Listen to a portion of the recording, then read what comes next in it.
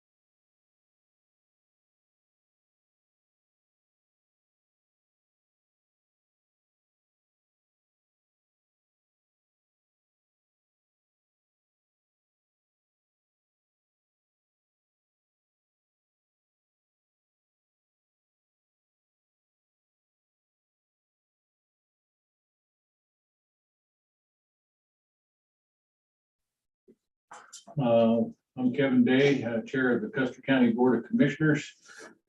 Today is Wednesday, April 6th, 2022, and I will call the meeting of the County Commissioners to order at this time. And Bill, would you lead us in the pledge, sir?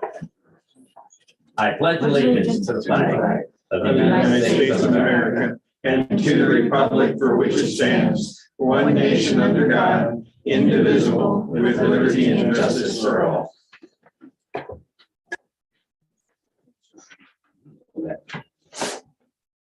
Could we get a roll call, please? Commissioner Day, Here. Commissioner Kanda, Here. Commissioner Flower, and esteemed attorney Clint Smith, Birthday boy. Still steaming away, present. and clerk to the board Kelly Camper present. Okay, and we'll have our audience introductions here. We'll go ahead and start right over here. Already? No. Yeah. Who are you? Introduce yourself. I have no idea. And where are you? McDonald from the airport. Bob Jolly from the airport. Denise Mackey. Kevin Mackey. Reggie Foster, PIO. Dorothy Carsten, administrative assistant. All right. And if anybody goes to speak later, we'll have you identify yourself again for the record. And the same if anybody goes to speak online. Do we have any amendments to the agenda this morning? Not from me. No, sir. None here either. I don't believe we have any minutes Nope. today, so commissioner items. Clark. Thank you, sir. Real quick, Commissioner Canada, I never answered your question. I am available on Monday, the 11th. Okay, I'll talk to him. Just considering the meeting we set up for the 13th is still on. I didn't know anything. I don't have that on my calendar, so I didn't, The 13th. right, Uh, I don't know. So there, we you talked about it. scheduled a It was for Broadband meeting on the 13th. broadband, remember, you don't remember that discussion? Anyway, it's on the 13th at 1 o'clock. We're talking about the broadband. It's the broadband fiber program with the two towns and us. Okay, Good yeah, status. it wasn't. I had a meeting scheduled at 1, but I canceled it because of the executive session on the 13th. Yeah, we'll, But we are gonna do. so what I'll do is, the only reason I was asking is because we could move it to Monday or Tuesday if Eric's available. It's not important that he's there, or imperative, I should say. He's the Hilltop CEO that we've hired as part of the contract. And I mentioned in the meeting that they're already progressing. They're starting to drag fiber into the towns now. And they are going after new grants with the new money. So they want to bring us up to speed on where we are and how they're coming around with the redo of the grant process. And so if we can do it on Wednesday in the afternoon was what the time was that was set up initially.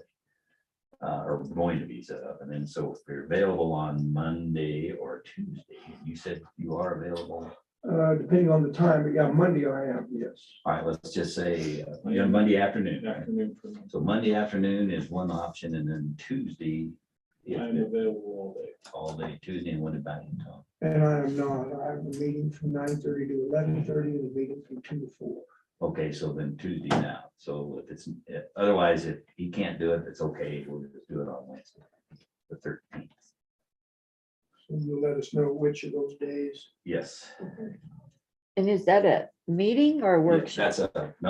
it's a program review for the broadband fiber program. It's not a But- BOCC. It's not a BOCC Okay. workshop. Like the last time? No, Okay, We us in the town.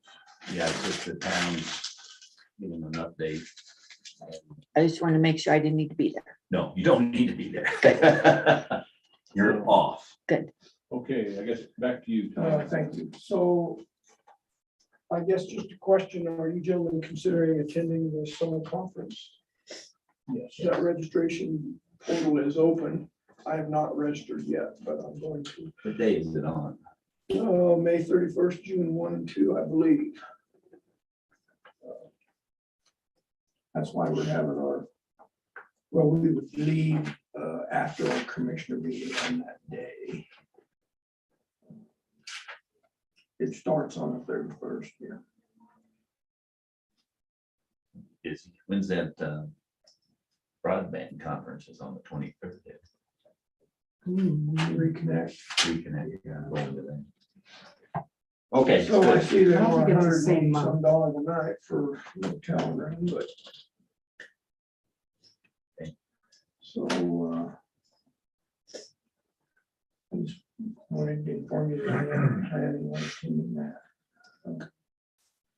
It'll be interesting to see where the winter meeting's gonna be next year, Since we don't have that. since that hotel, quit being a hotel and what they, Bill Gonte, what they changed that to apartments or I think it was apartments. Yeah.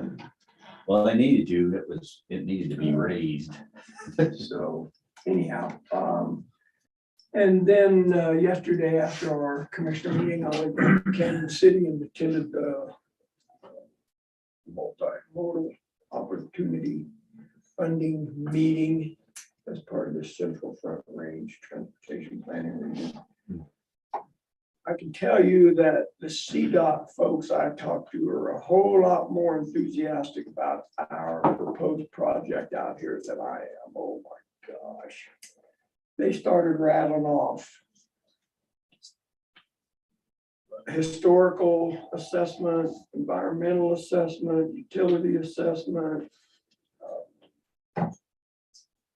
Of course, I knew we'd have to have a traffic control plan and, the engineering and I just on and on and on. And I said, You tell them we're. maybe it's just not worth it. Oh, no, that's a great project. No, It's not either.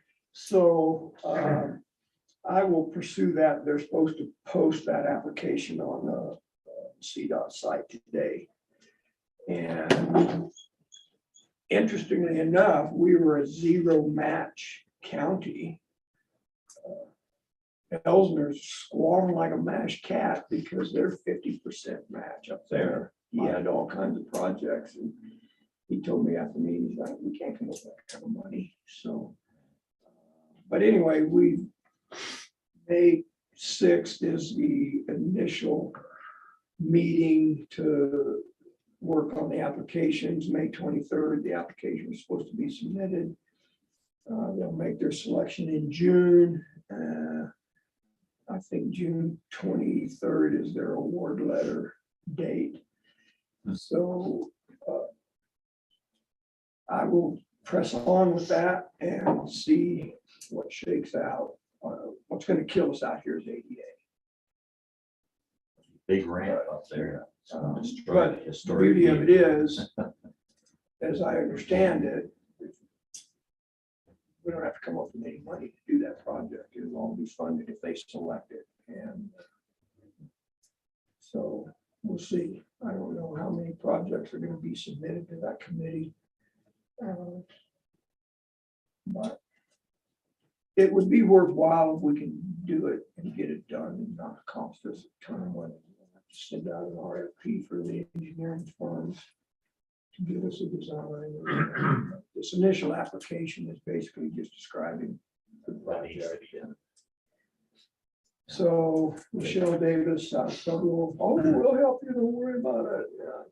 Well, I said we struggle with even figure out who to send our RFPs to. She said I'll send you a list of sites that you can publish that on. So that's really all I have. Mr. Canada. Yeah, I was gonna mention the meeting and you already did, so let's move. Okay. Couple of things. After the meeting yesterday, I did receive some correspondence from Mr. Bogle in regards to that letter to Colorado College. We have located that letter. We okayed that purchase on September 30th. You had signed the letter.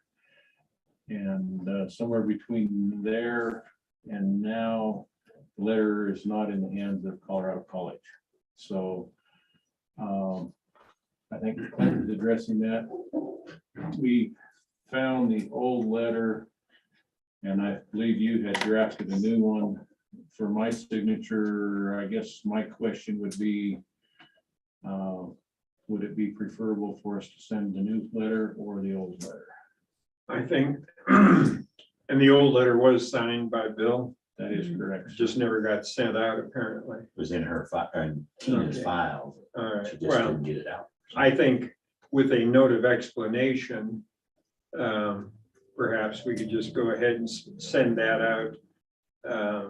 And explain why the delay that it got buried in the administrative assistance. You can always, that's why we have an admin assistant. is to Blame Dorothy. blame everything. Thanks.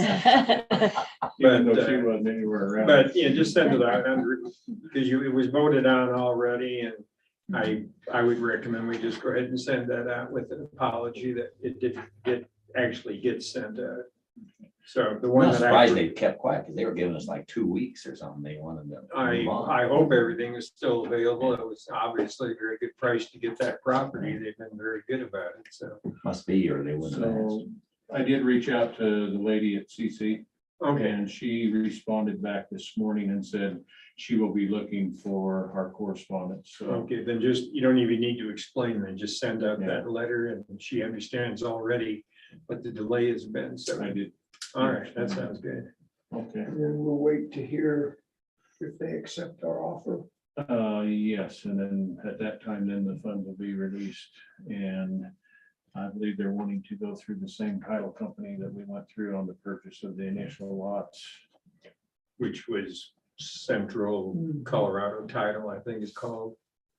So, and I think I forwarded some of that to you, did I not? Mhm. So I don't know if you're involved in any of that or not, or just the filing part of it, I believe that.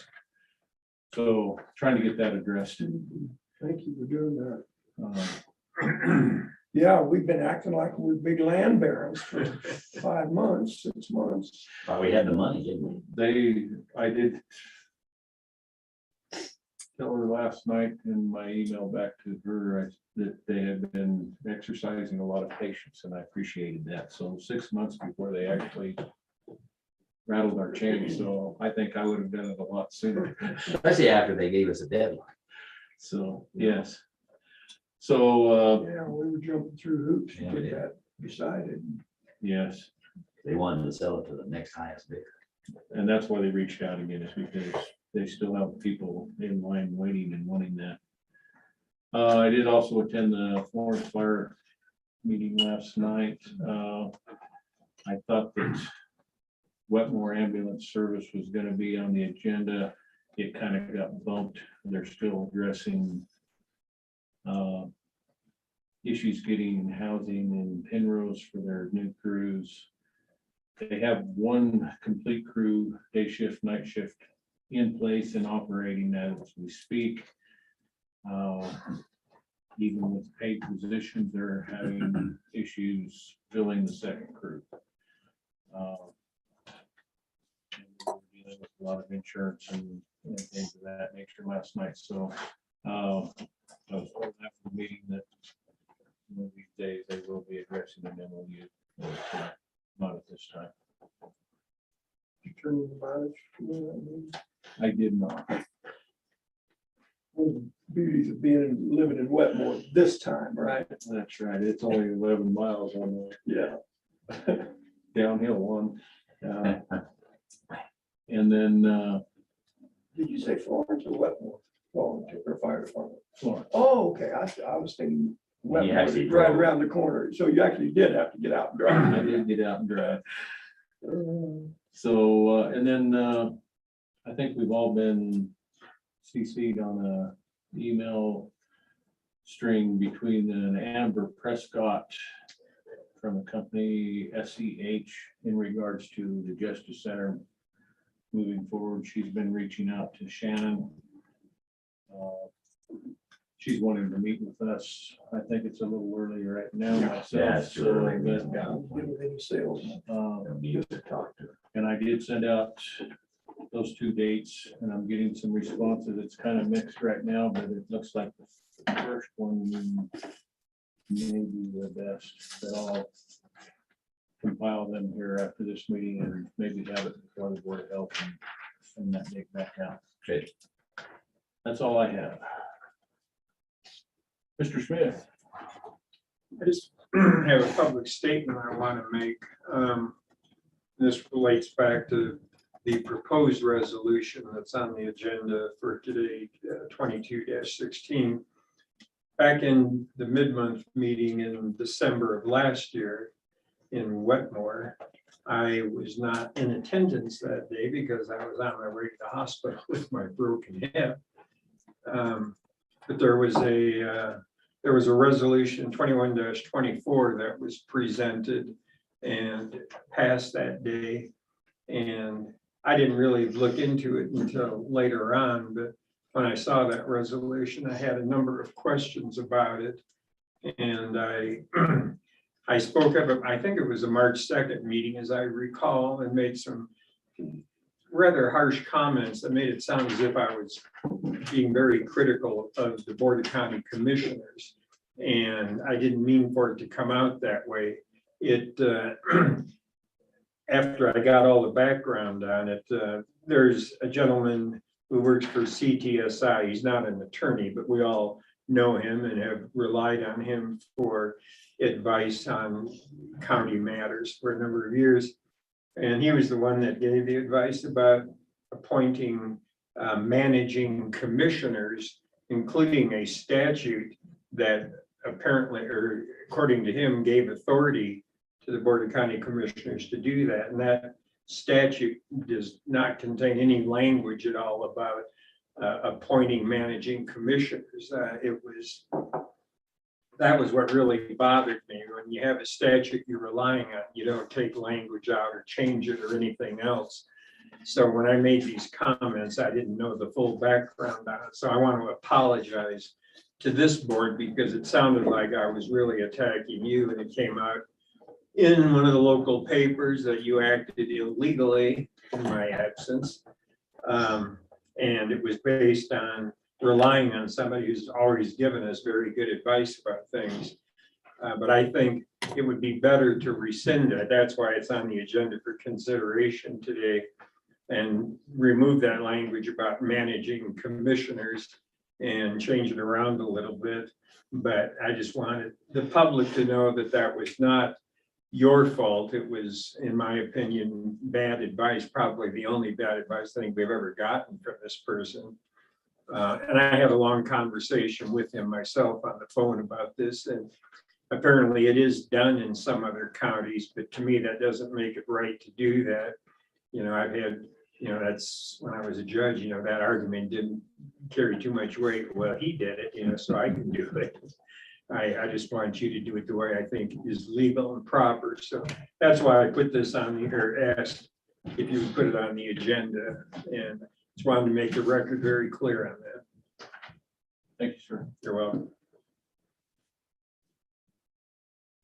You have anything for us? Yeah, I just want to thank Paula Markle for spending time with me yesterday and getting our UEI number one step closer to correct. So we're getting there. It's over in the IRS's hands right now, so, and it has one step following that, and then we'll be clear and good to go. She finally got off the phone this morning. Yes, Mankel instead of Markle. thank you. Thank you. Thank you very much. This brings us to our public comments. So if anybody has any comments they'd like to make at this time on things that are not on our agenda, please feel free to do so at this time. Real quick. Want to complain about your road yet? I'm pretty good, actually. Okay.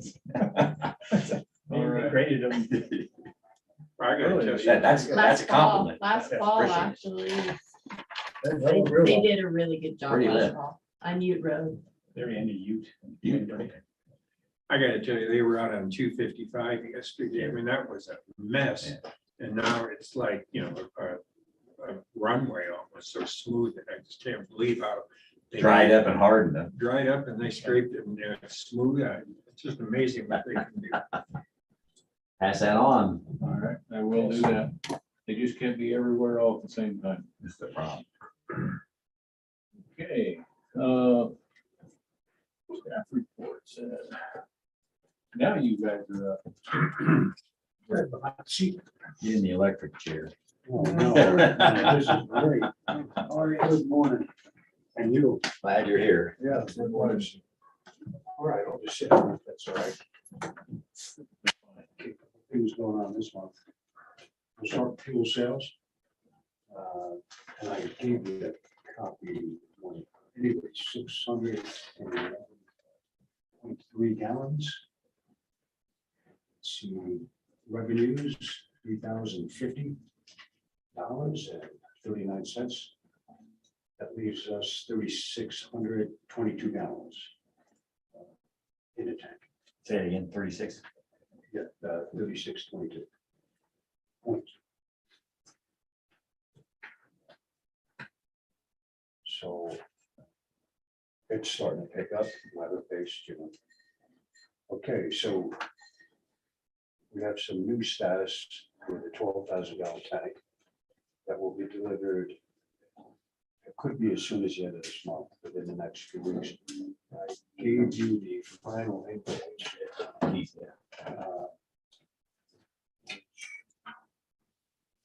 Include shipping. So just as soon as that gets paid, they can release the tank. We actually donate So they want their money before we get to Friday. pretty much. What they said. It's kind of. Where's he grow up? Once they contact me and say it's ready to release, we'll get the details on the shipping. I'll get the crane set up, you know, all that nonsense. Move forward and integrate it into the system. So the pad's ready, you know, Has a, electric ready. yeah, basically it's, the electric is gonna be pulled out, so once we have it piped in, it just needs to be moved from the original tank over, another 12 feet or so. So minimal electrical work, so it's 90% ready, you know. Once it comes in, it's not much plumbing. Once the state comes and inspects it for calibration, we can decommission the old tank, put it up for sale on the website, and someone will buy it. I guess reimburse the county. So who's gonna put it on the website?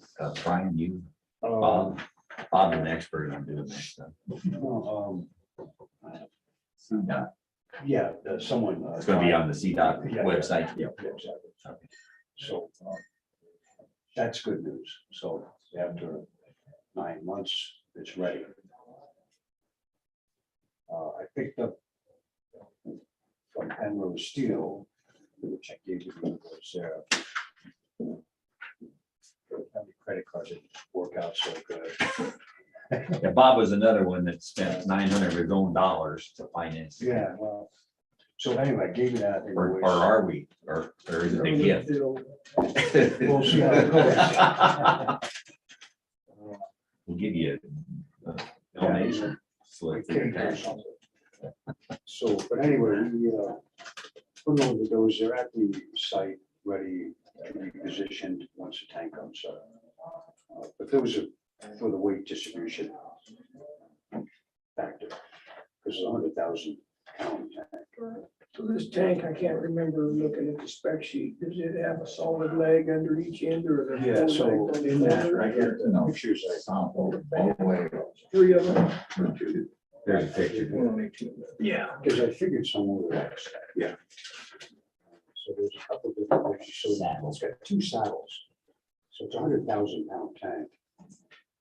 So for weight distribution, engineers basically said, put these plates under there to kind of spread the weight out. We got a bigger tank than Fremont County. Yeah, they're the There's same. 10,000. How, what's the weight loaded? It's 39,000 empty. If there's 10,000 gallons, they have another 60,000 pounds. So basically 100,000. I don't think the wind's gonna blow it away, No, you know. So these flat bars will just lay on top of the concrete. Oh, yeah. Bob and I, Obviously, the pads been poured, we didn't bed them. right, so they sit on there. Once it's all set up, we'll fill them into that, just so it doesn't slide. So they're ready to go. Chunk of money, well, I'll bet they're 12 inches wide. Huh? Oh, and, 1 inch thick. It was 800 pounds. So, and we got it before inflation hit it. yeah, well, it's crazy.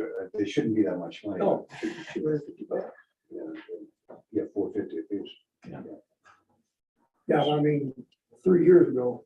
Well, but you yeah, we've been $300. $300. Yeah. The price of steel tripled in the last year and a half. So that's that. So that's good news. I guess let me Thanks for know. doing that.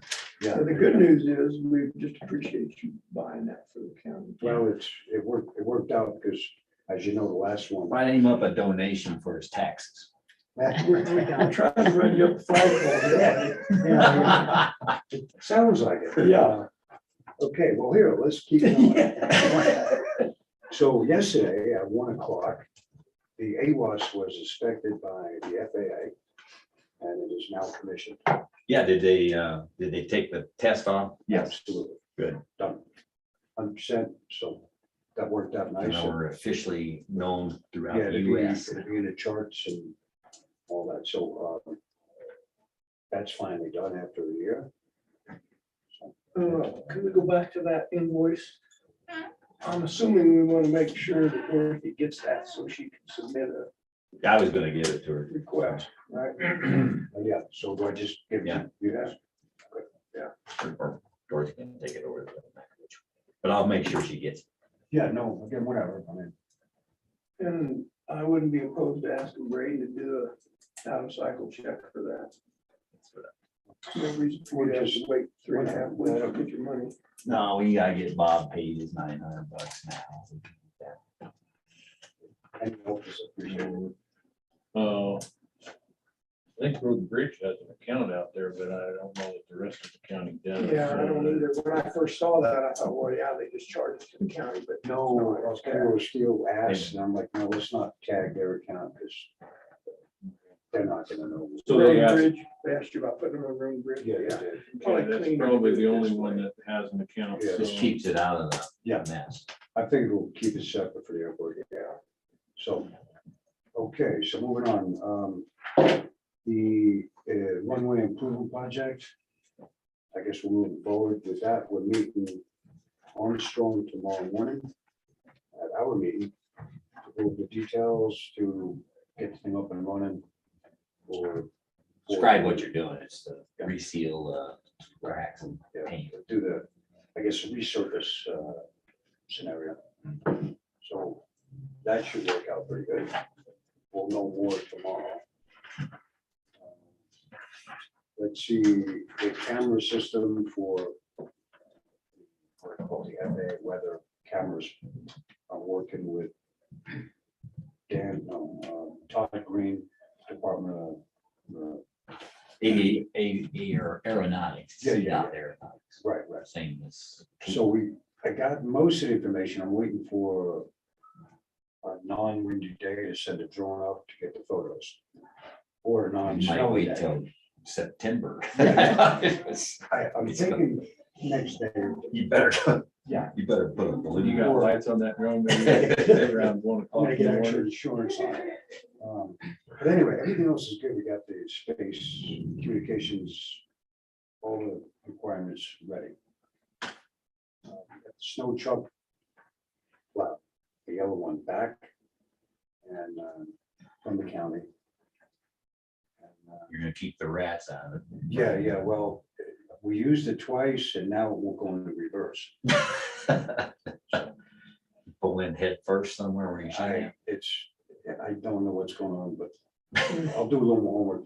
Wow, So it's weird. The damage in the buildings, the wind, that with the insurance adjuster. He's ready. I'm just waiting for a few quotes for the roof repairs, the real ones. And the door is temporarily repaired, but they can't find the parts. So we're waiting on numbers. Once I get them, I'll submit them to the insurance company. So they're still stuck. Well, it's stuck, yeah, it's disabled, it's caved in from the wind. Right. It won't open, but it's secure. And that's not good. Worked with, I guess, we had a guy doing community service out there. This guy, Richard, somebody. Anyway, we'll be working with him. To fill his 48 hours required by the court. So he's been helping out, clean up and shovel snow, whatever.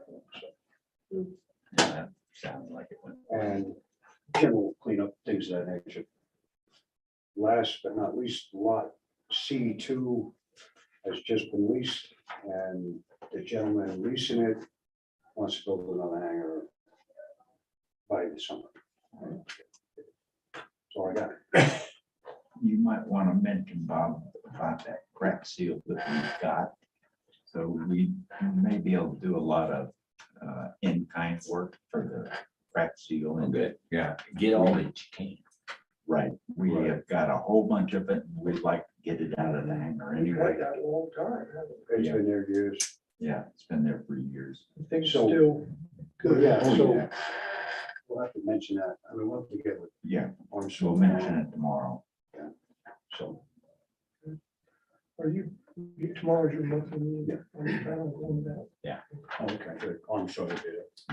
And when is your meeting in May out there? Oh, let's see, when was that? Sometime in May or 18. 18? Day after Monday. All right, we just want to Make sure you got the hamburger. something ready to go, hot dogs, something. So, that's all I got, gentlemen. Thank you, appreciate it. Good deal, thanks. Good job. Anyway. Here's the hamburger before the price goes up another 10. Yeah, no kidding. All right, well, listen, enjoy your day. Yeah, thanks. Thanks, you too. Bob. Appreciate your patience. Thank you, sir. Thanks. I wonder, I don't know if we'll do it all the time, maybe we could name or pick one out there and then the memorial. Picnic or something. Oh, the witch? Oh, when we go out to have our meeting, I was thinking we could maybe just call that picnic, Oh, yeah. Lynn McGree Memorial Picnic. Just suggestion, might toss it out to you board or something. Yeah. Should be kind of cool. Sounds like it. Yeah, cool, I'll do So, yeah. that. Yeah, $900 is absolutely highway robbery. Speaking of highway robbery, look who shows up. Hello, sir. How are you? Fine, you? I'm good. Got your blue shirt, I got my blue tie. Yeah, you know, my golf shirt, not quite golf weather yet, but. Well, Masters. Yeah, Masters week, yeah, my favorite week of the year. Yeah. How we doing? Good, you. Good. Good. So everything pretty much is normal out there is, you know, trash operations. Not too normal, you're chasing garbage. Well, across yeah, the and I wanted to valley. reiterate to the three of you and the public, you know, there will be times this spring that we're gonna have to, you know, close the pit. We weren't closed completely yesterday, we just closed the pit. But there may be days where we're closed completely. And so you guys may get some people, you know, emailing you about that, but that's just, it's for the safety of not only the employees, but Right. for the We public. only need a piece of tin whacking. So. Yeah, and also litter control, Customer. you know, too, but. Do you post those on the website, your closures or? No, we just, on the website, basically it says, you know, call if it's windy. And what we hand out to people, you know, the list, the price, it says on there. And so we just try to tell people if it is windy, call us, and that's the best way, you know. Yeah. What's your wind speed? It's 30 to 35. 30, between 30 and 30? Yeah. I wonder if we couldn't possibly just throw something out because of the time of year and the wind that we do Right. have that says, It'd be a good thing for Reggie. just for them to be aware of, Right. if the wind speeds reach between 30 and 35, that the landfill Right, might be closed, you need to call before you go. right. That's a good idea. Yeah. Reggie heard you. Probably could be a press release as well, just to. That's what. Yeah, maybe that might be the best idea. Press release, which is what you. Yeah, right. We try not to close, but at the same time, if, you know, if it's blowing out hard, it's just, we got to, you know, I so. wonder if we could talk to Adrian and see eventually about utilizing one of our variable message signs right here on the south side of town. Landfill closed due to high winds. I know people get aggravated when they leave here, drive all the way Oh, yeah, out there, and find I out know. it's closed. At least we could, you know, give them advance warning, maybe right here. Right. Have to turn it around. And most people are understanding too, but, so anyway, I didn't mean to get up on that. Yeah, that's all right. But, okay, so actually, the main thing we need to talk about today is the, expansion. And the current, landfill permitted area, airspace is what the engineers call it. What do we have left, right? Well, we don't have much left. And so I talked with the engineers last Thursday. We have a meeting tomorrow with the state. But yesterday, or last Thursday's meeting was, okay, what are we gonna do once Trench E is full? I'm guessing June. It's gonna be full.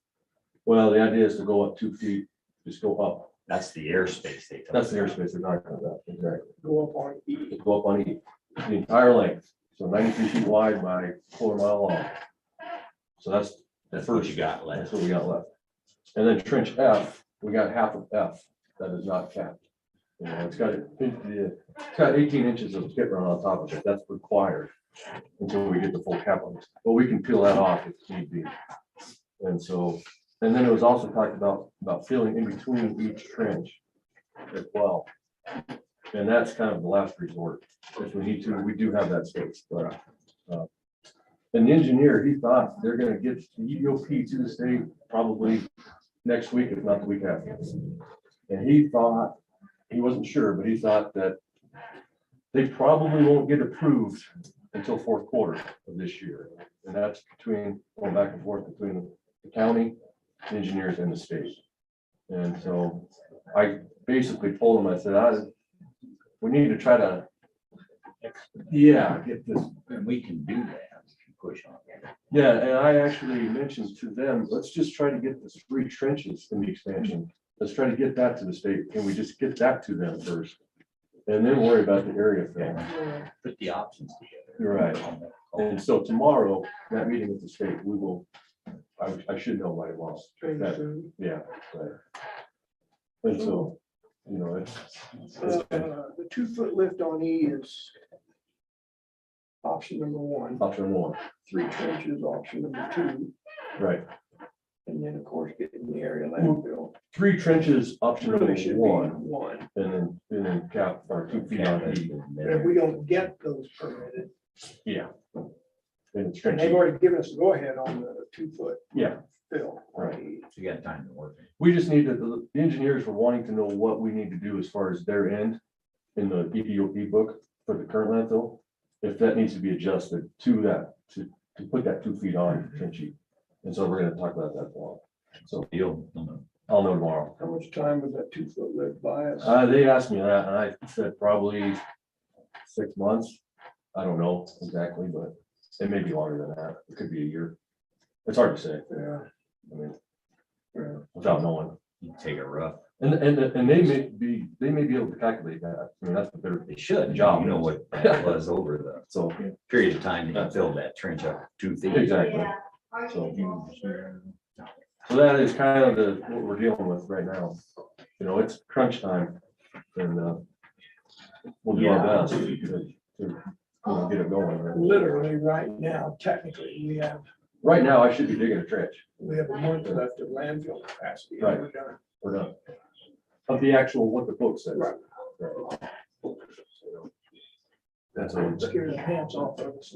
Will. Right. And we're gonna be okay as far as going up on it, but we've got to get those 3 trenches. I mean, it's just, or 1 dug this year, you know. And so that's the goal tomorrow, is to talk with the state, see if we can. And then you better be on the ball, getting that Right. We need all excavator to do it. We need 1 dug. belly, We're on That's scraper for a scraper, right? right? Yeah, we budgeted a scraper. So Budgeted, but you haven't got it. I've talked to Cap and they know that we're gonna need 1. But he said, well, let me know. He says, give me a month's notice and we'll. So you can probably use that as a lever when you're talking. You can tell them. Well, and the problem too is once say 1 trench gets approved, right? Well, it's still gotta be surveyed. They're trying to get a surveyor, you know, to stake it. I mean, everything. It's gotta be all. It has to fall into place, you know, all nice and neat. That's why you want to hedge it and then use that to the state to say, I gotta have. We gotta have it now. Can our county surveyor survey? Or does it have to be state? No, I don't, I think just private, you know, Just Nice. whether you can. right, He's still on payroll. right.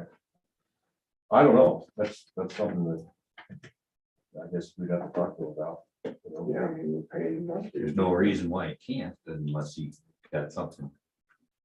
I don't know, right? Give them a call. Yeah. I do have a surveyor that just did the, some trench F. The state requires us to pound T-posts every 100 feet on the edges and the center of the trench. And that's basically just a guide. So when you start capping the trench, if the inspector pulls up, you can say, okay, that's give or take 4 feet of cap material they have on there. But that has to be mapped. It has to be state on a plot, you know. So his name's Alan Altman. He's out of Colorado City. So he got that to me yesterday. So I do have him also. So, yeah, Alan Altman, he's out of Colorado City. I think Shai pushes most of his old clients. Well, just so you know, he is our Yeah. official county surveyor right there. I think he had shoulder replacement surgery about a month ago, so he's Yeah. not in any condition to do the actual surveying himself for a while. He's out of his sling. Is he? Well, and again, it might be fall before this, I really don't know. And that's the issue right now is we just don't know. The time frame between the engineers and the state, that's just something that we don't know. And that's why the trenches are the same, they're the exact same as the trenches we're in. They're just not as long, right? So the engineers, they said, well, we already got that approved for this. Why don't you just extend the permit over to those 3 trenches? The area fill is the question mark, right? That's the big question mark in this whole deal. But the trenches have become real critical. Trenches are critical, yeah, right up. And they know that. Jeff Rush, he knows that. He's the main guy that's dealing with us from Golden is Jeff Rush. And Jill knows as well. That meeting's with her for a long too. So they all know It's sort of on them too, because they have a stake in the game. they do. They can't afford to have a county go.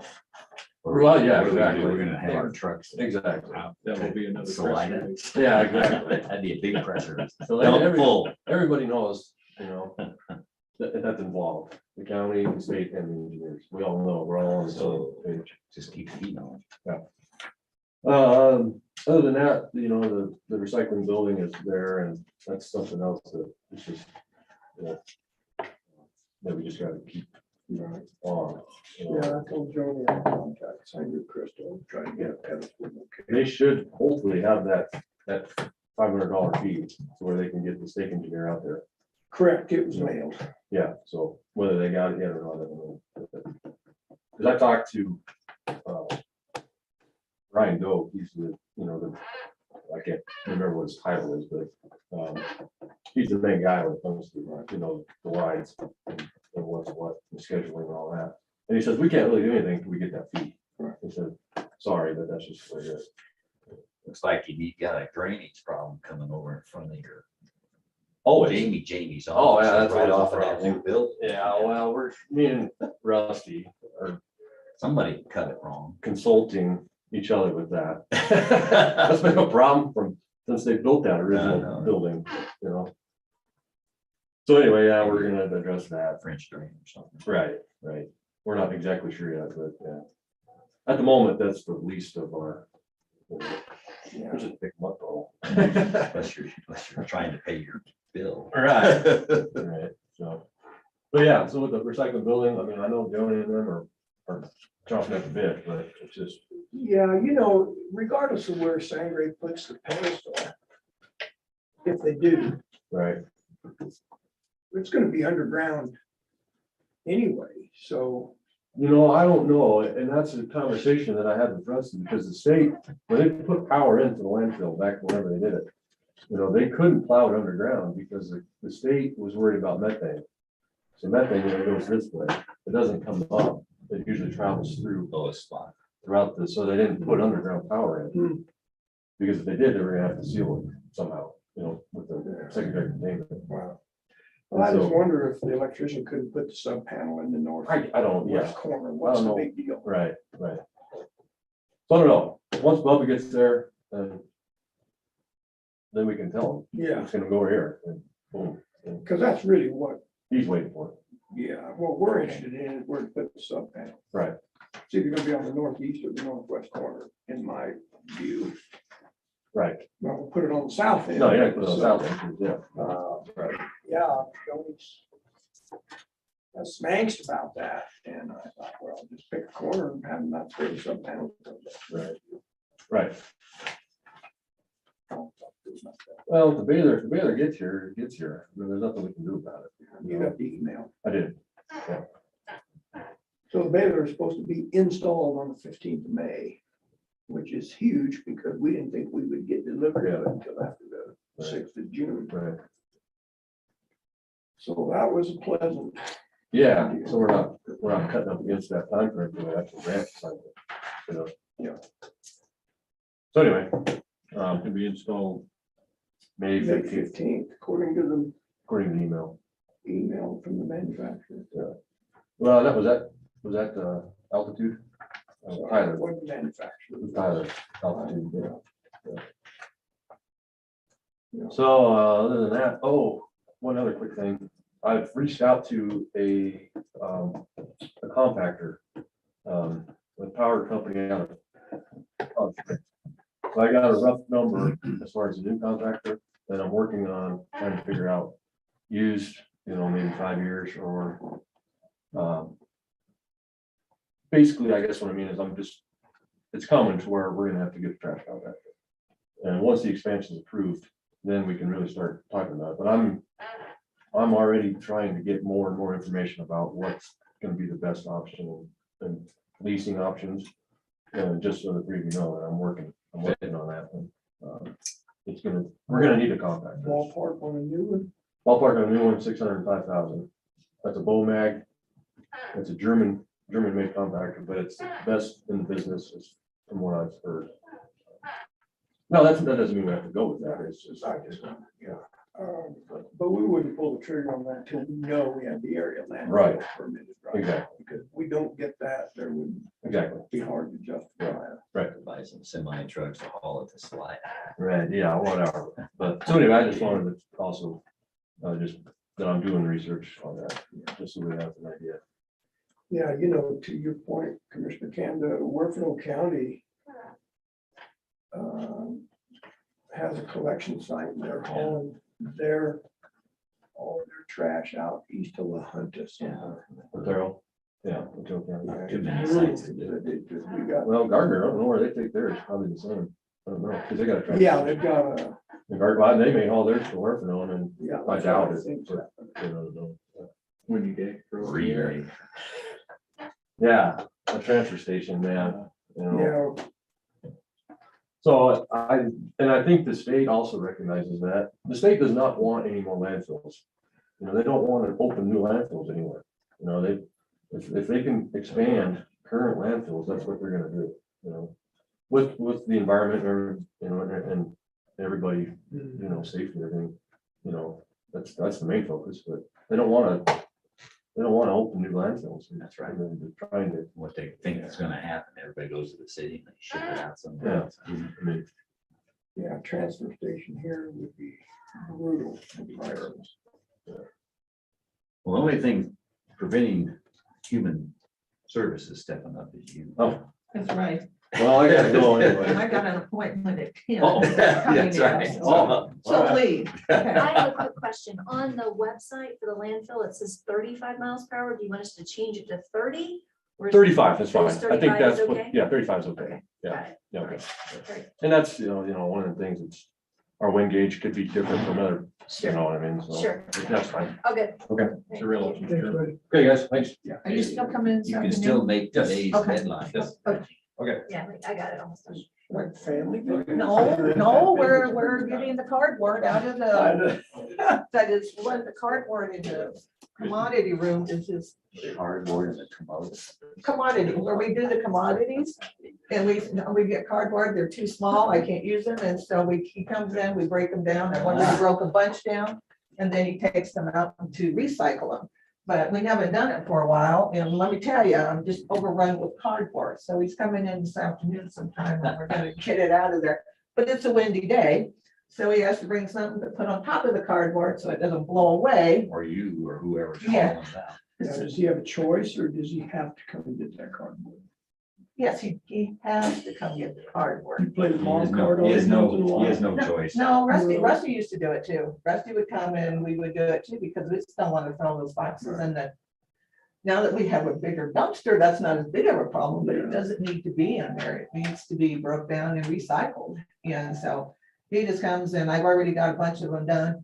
And then he helps me and then we load them up and we get them out of there. So.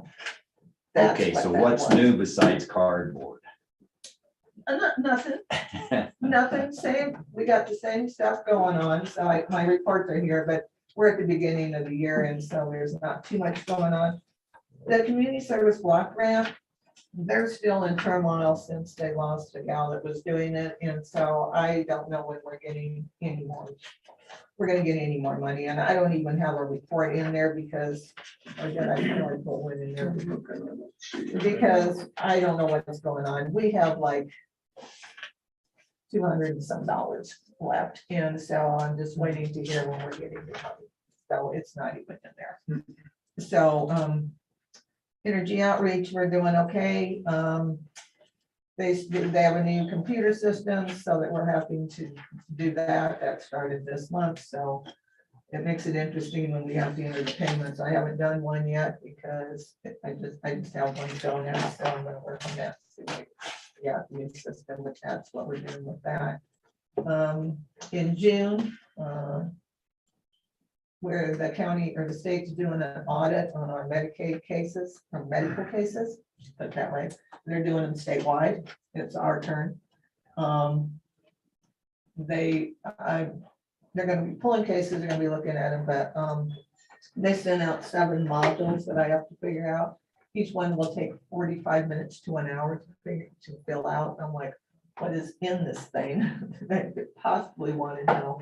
But anyhow, that's coming up June 14th, so we'll just see where that takes us. They look at our cases to make sure that we're processing timely. It was interesting, they said, you had some that weren't processed timely the last 3 to 4 months. Then they send me a thing that shows we have all of our cases have been processed. It's the most confusing thing. If they're not processed, then I should have zeros where it's processed. So I've got questions to them saying, I'm not sure I'm understanding what you're trying to tell me. Because we're not showing that we're untimely on anything, but yet you said we're untimely. So you tell me what we're untimely on. I'm waiting to hear back. What cases are you talking about so that I can review them? But I haven't heard back from them. So it's just state stuff. We're ramping up to right now, everybody that's on Medicaid, even if they're not eligible, it's still on Medicaid because of COVID. We are working on, that's another thing that we started, we think in May to start slowly getting those people off. And so people who have been on for 2 years now are going to come off, and some of them know it, and they're saying, what should we do? So we have a name of a person that we use if they need to go get medical insurance in the marketplace. So we've been handing that out to people, and they know it. They go, we know we're not going to be eligible when this comes off. Right. And for us, we can't get them off. The system will not take them off. It looks at their income, and even though it's way too high, the system just locks them in. So, and it's been that way ever since COVID yet. So we're ramping up for that. That's going to be a workload because they're doing new applications, redeterminations, and they're having to review them all. So we're going to be busy with doing medical stuff for the next couple of months. So if you see us pulling our hair out, that's why. Okay. More than any other day. Well, you looked at my head, didn't you? No, I saw did that. not. No, I did not. No, I did not. Outside of that, I really don't have anything else going on. Everybody is still locked in for full benefits for food.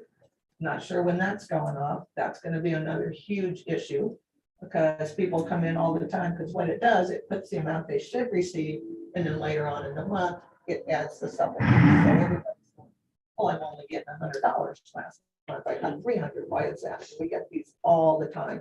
So it's going to be a huge, huge issue for these people. And we keep saying this is what it's going to be. You should be watching, you should be budgeting, you should be putting that away, you should be doing something with it. But yeah, that's gonna hit, they say maybe another 90 days and they're gonna pull that. But that's done by the federal or whoever. And so Colorado just waits until they tell them, pull it off.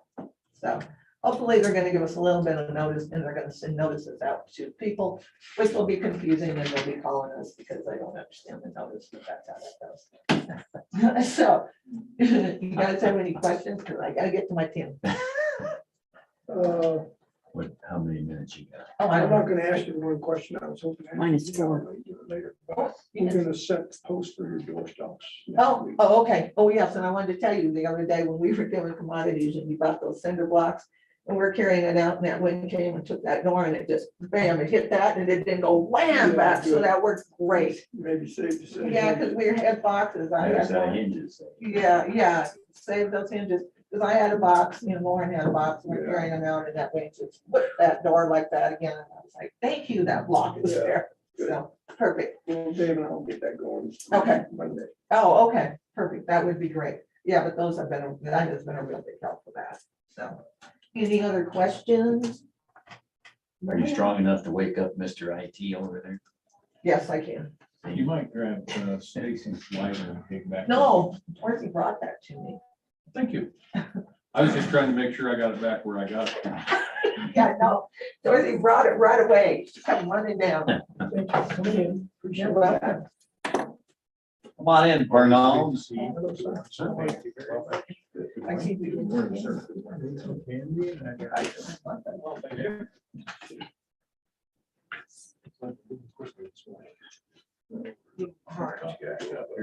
We're only a minute behind now. Yeah, we're right on the money now. Not a lot to report this week, this month. Has some ongoing projects. The Google Workspace migration is going well at the sheriff's office. It's coming along. We've put the early adopters on, moving away from the Office 365 platform to Google Workspace, which is hopefully going to streamline some communications and data storage for them. We've been working very hard to put new software, security software into play here in the county building. We moved away from the McAfee platform, which was woefully inadequate for the the world right now. Moving to a much more all-inclusive security system across the board. New computers. Still working on yours. So. New computer at the sheriff's office, and then Road and Bridge is getting a new one for the new fuel system that they have, that they're installing here soon. What are you looking at, So, computer wise?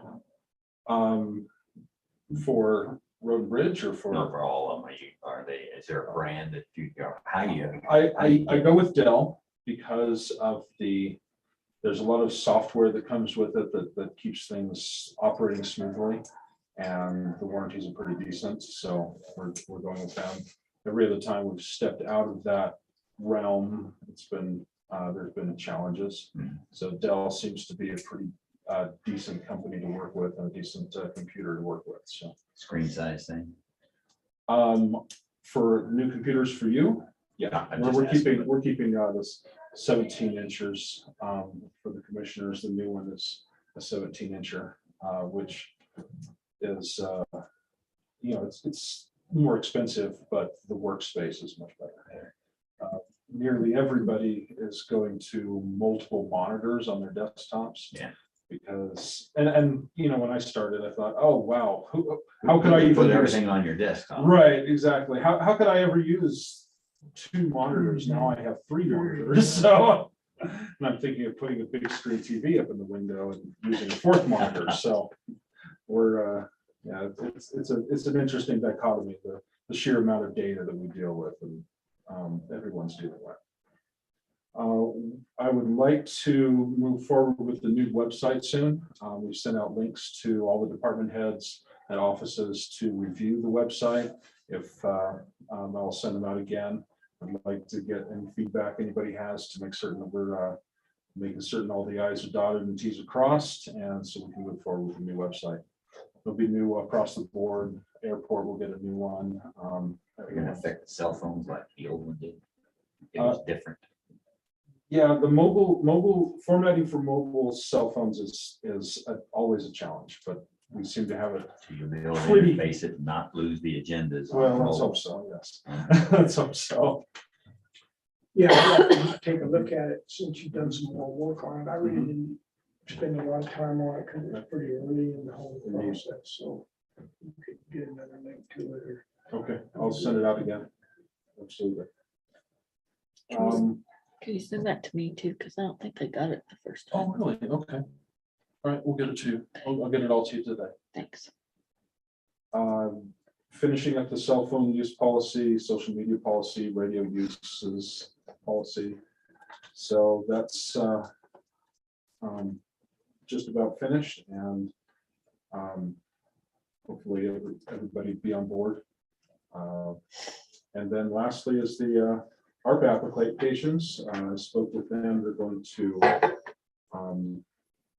my ARP applications were, I put in several applications, and they're going to have us sit down. We're going to talk about the whole thing. I put the maximum amount, but there are tiers that would be, any level would be not, any level of funding would be nice. So I'm going to propose all of that to them. But I don't see the website. Multimedia, that's it, Okay, that's a okay. multimedia, yes. So that's all I have. I got a quick question. Yes, sir. Yesterday, this computer was, I'm wondering if it's a server problem, but there was email that I was sending out here that was coming back with a bad. Undeliverable. I'll have to show you. And Okay. Kevin's computer at the same time was sending things out. Was that a problem in here, or is it a problem on a server? So I'll have maybe to you take need a look, at it. I'll have to take a look at your. Or was there a power outage on certain pieces of the equipment? Well, there was a Because power we had outage power yesterday, outages yeah. yesterday. And yes. And where would that server be? Well, the mail server is not on site. That's right. We don't, That's right. yeah, I can Take a look, your maybe computer that and will see. explain it, because other people have the same problem. Really? Yeah. Okay. And one of the things, I think that I forwarded, for you, I forwarded the wrong message. Yeah. Yeah, I know you did, because we need to re-forward that. It wasn't an issue, but, Yeah. And then it was brought up yesterday, the Adobe subscriptions. Yeah. I went ahead and got a business subscription. It's not $30 a year, it's $180 That's what I a year. thought. Yeah, it's Higher. each computer. So I went ahead and got a business subscription, and I'll distribute the Adobe subscription to, well, one for each of you and BOCC admin, and then basically one person in each office will have it. It's been, we give us an Adobe subscription to someone and they'll maybe use it once a year, or maybe. But we don't. Right, exactly. You, but you need it for the document signing and stuff like that. So that's, and what I've done is I've paid for it all upfront in one go, so that I don't have to monthly bill out each department and whatnot. That's that gets, I already do that for cell phones and a couple of other things that is just a financial bookkeeping nightmare. But some of it will be able to be paid for with grants in various offices and such. So if I do that one time a year instead of every month, that'll be much simpler. So. well, thank you for that. I think that was probably $30 for a private. Is what I was. It's if you have a year commitment, it's $24 a month. Okay, so. For Adobe. I don't know where the $30 a year is coming from. And I may have misheard as well, so that's. We may have miscommunicated that at some point in time, and for that I apologize. It would be on me. Well, it could have been on me. I could have been trying to talk about something else and throwing that number out there. It wasn't an issue till I did have that document come in today, and we may be one of those that we don't use it very often, but then when we do need it. Well, as long as it's coming out of the commissioner budget, that, it doesn't hit my data. It doesn't hit my data processing. I'm fine. So, well, thank you for doing that. I see I have a deal to get set up here. Yeah, and we'll come around and sign everyone in. So, okay, I appreciate that. I forwarded those to the error all right, messages. thank you. I appreciate that. All right, sir, thank you. All right. Appreciate it. Oh, man, we got. What emergency have we got today? Which, In our Don't know, you got, transition, it's not over, sir. if I may, His trailer's still up, right? yeah, I know it. He staked it down.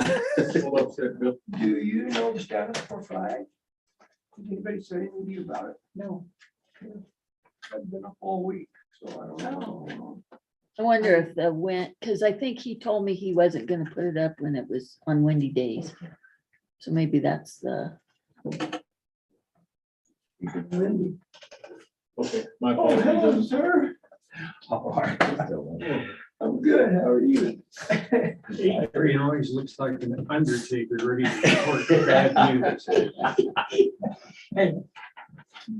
Excuse me. And I'm pretty much So we senile. sang happy We already birthday. did already, but he's acting I pretty can sing strong. again. Maybe that'll get on my side. Undertaker. I'm getting into the Biden era of mental process. I see. You're as Call sharp a lot as he of is. things, but never an undertaker. Good morning. Good morning. You guys have my report, I believe, in your computers. That was here this morning.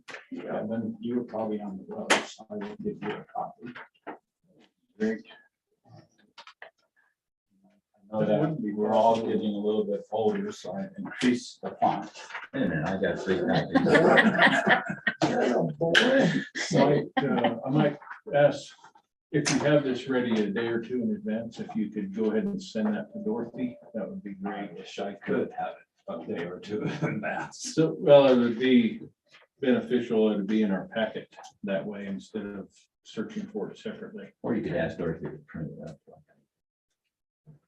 Long time. So, I wish I could. I can't always guarantee that because it's let's say it's a tedious process, but it's actually quite a bit longer. And then I take what I do and then I cut it down because our time constraints, but I see. Your time is slipping. I always so like it get when with I have, no, my time hasn't started for another 3 minutes here, so I've got extra time. But the report,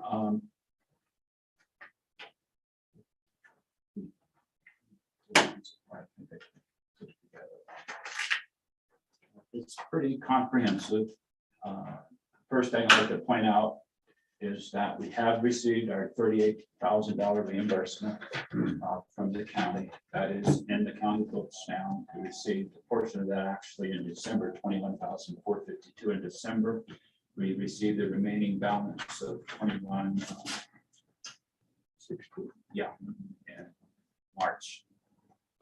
For a total of 38,000. We still are owed 24,000 from the state for the HMP reimbursement. And then Brady and I are working out how we're going to put that into the system so we can more easily track it when it's being received. And then under special project grants, CTSI approved $4,819 to repair the William trailer from the event of December 15th. That was our initial estimate. That's the estimate that we used to receive funding from them. And then I went and received additional bids. I like to get 3, and I received a bid from True Value Trailer in Florence. And then we were not only able to get the trailer repaired, we were able to get all the work done on the trailer. We still have $602 remaining in the balance. And then we need to have some cases made. So we would like to use the remaining funding to build wooden cases so that we can insulate and fix our monitors inside the trailer and attach them and then have the supplies so it's not flopping around. But that 622 was the remainder of an estimate that the insurance approved, right? Yes, Is they the did. insurance going to approve that 600 on? They've already paid. Already us. paid it. So it's already paid. And so, do we need to reach back out to them? No. I don't think, no. no. You get a better deal. I mean, I would say no because it's already. been- Right, I mean, we could have done the work ourselves and not spend any money. That's what an insurance, I did it in mine. Yeah. On the car. True statement. It's just Well, being just- prudent. We got a better deal Right. for the money than the firm in Denver and actually. It's an estimate. It's an estimate and we would have spent, that their estimate didn't include the graphics or, attaching tracks and things like that. So we got a lot more work done for that. Kind of where Tom was going probably with that is basically we're self-insured through CTSI. Yes. And so, Think about returning the money. well, what we take this year, we pay next year. Maybe. So, okay, go ahead. I'm sorry. True enough. That's a political decision. You guys are politicians. Don't work that way. Just gonna quit giving us these options.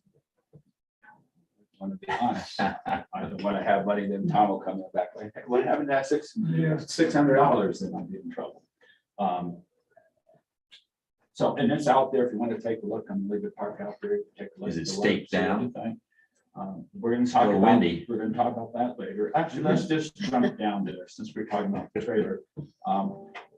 I put on the last of the things to do list that we needed to have a conversation about the storage of the trailer. I talked with our airport manager just a few minutes ago. They are building a facility, a covering facility, to make some modifications to that for their vehicles that they have at the airport. And so our conversation was, well, you need a place to park that trailer.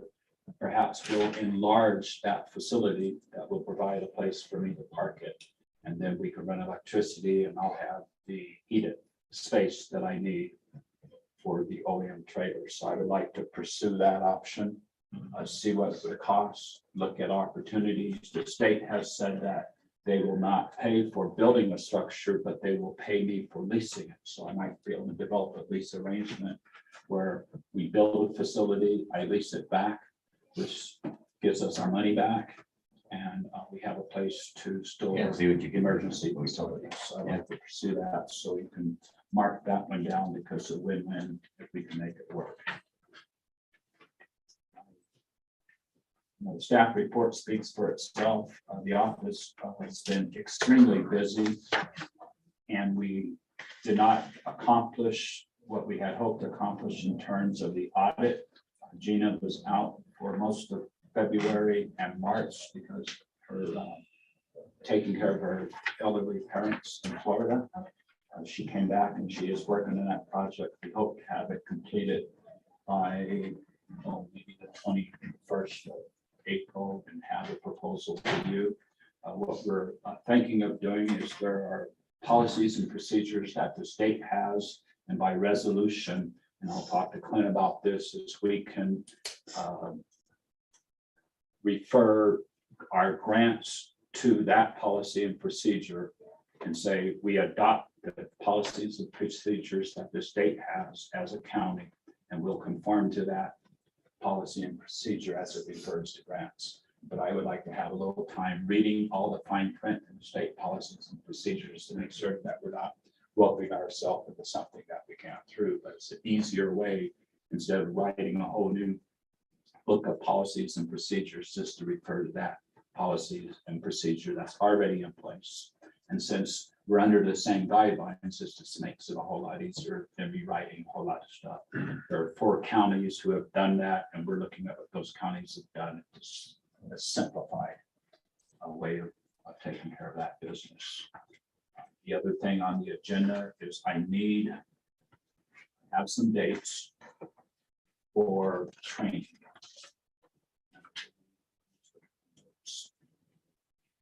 It's your second wildlife mitigation training. So what you're doing. So we have to set up the date for the hazmat mitigation workshop. And then we have to have you look at the calendars for, I believe, about mid-June, could be earlier, could be mid-May. I'm really pushing to get this HMP contract completed, hazard mitigation plan for those listening, because there are some federal grants that are coming up that will help some of the agencies and counties if we get that grant approved and back to the federal government for final approval. And that money comes forth in October, and there is some additional monies coming through in August. And I would like to get us through the hazard mitigation. So we What do you just, propose? I'm not proposing any dates now, but I'd like to have you at least look at your calendars for the months of May and June and see what would work best for the community in terms of having a public hearing on the adoption of the hazard mitigation plan that is being prepared. We've not gone through that process before, but I believe we do have to have a public hearing of some sort. And then the 2 cities have to adopt the plan first, and then after they adopt the plan, then the county will adopt the plan, and then we send it on. Maybe that's the way you play it. Just get them coordinated first. Yeah, and we have one more public meeting that we have to go through to distribute and review the draft plan, to make changes. Then we have the final plan, and then we have special board meeting, or you do it at a regular meeting. I would suggest a special meeting to adopt. Not if you get us. And this HMP is the thing. It's it is a FEMA document. It's not the flood mitigation document. This is for the hazard mitigation plan, the 5-year plan. 5-year plan. It is not the flood mitigation I plan. just wanted to clear my head on that. Yes, I want to keep you on track. So it's not the plan that you responded to a couple of weeks ago on Saturday. It's not that plan. It's the hazard mitigation plan. So All right. just, so we have time to do that. Do, and after we coordinate it with the town, we can figure out whether we would require a workshop with us or a special meeting, but I don't think it will. If we get the stuff, the way you present the options. So it depends how the public And feels. that's right on, you'll know that though with the 2 towns. Yeah.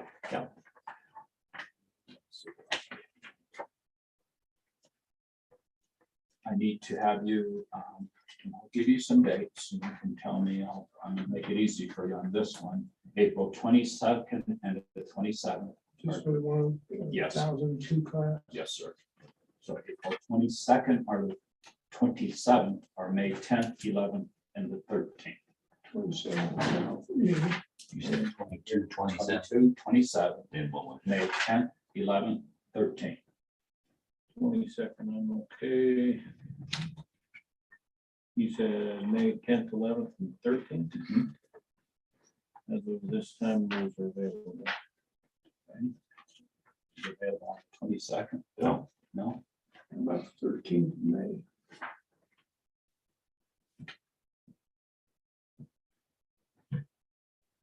That works for me. We'll do that over there at. We can do that maybe in the public library 13 May is okay with me. in their conference room. It's just how many people? It'll be probably reach out to Buck, Mayor Wenzel, and the cities, and any of the elected officials within the county that might want to attend. I'll wrap it up for you guys first. 13th, okay. So May 13th, Morning or afternoon? what's your preference? We get in the morning. Get it over with.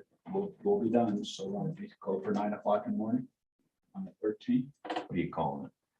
This will be, this call it the 1002 overview for senior officials, executives, and elected and appointed officials. I've called it an HMP workshop. No, it's not an HMP workshop. This is Workshop. This is the class that we originally had scheduled with. Okay, went back in December, so that was, So the rest of the library. yeah, we'll do that.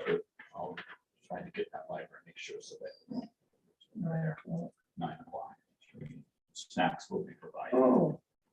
1,000, that was 1,001. 1002 Made hot dogs the last time. won't be hot dogs, it'll be sweet snacks. Sweeten you guys up. Westwood Library, 9 to 11. 11:30. You said, In their conference room. I'll see Do if you that's- need a date for the HMP? Yeah, I would like to have a date, something I can shoot for. Something that, say, April, May, so I would say sometime around mid-June, maybe the second week of June. Some paper.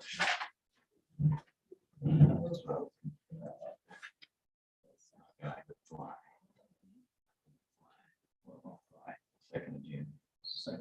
Second week of June? Oh, you said second. Second week. Second. No, second week of June. That's 13th. The 14th, if it's in the morning.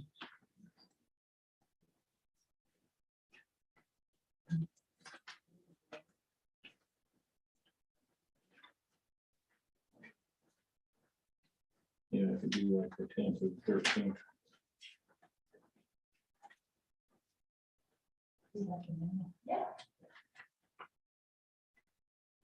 You want to do it the same day, May 13th? No, June No, 13th. June, that's June 13th. Right. June 13th. That works. Is that what you were talking Yeah. about, Kevin? Was 13th? Yeah, I heard you say the 13th and I said I was available. Yeah. 10th or the 13th. Then I will, our contractor know that you can shoot for that day. on the 13th. 9 o'clock. Where you calling that again? That would be the HMP, Hazard Mitigation Plan Revision Workshop. We'll shoot for that day. That'll likely be, I'll try to Where? look at Lane Hall for that. Good, because you did the other one. That's the hot dog. We'll have Brats at noon, Kevin. What time are we scheduling this for? 9. Yeah, we'll schedule that for 9 and Wetmore chili. Possibly. Remind me. All right.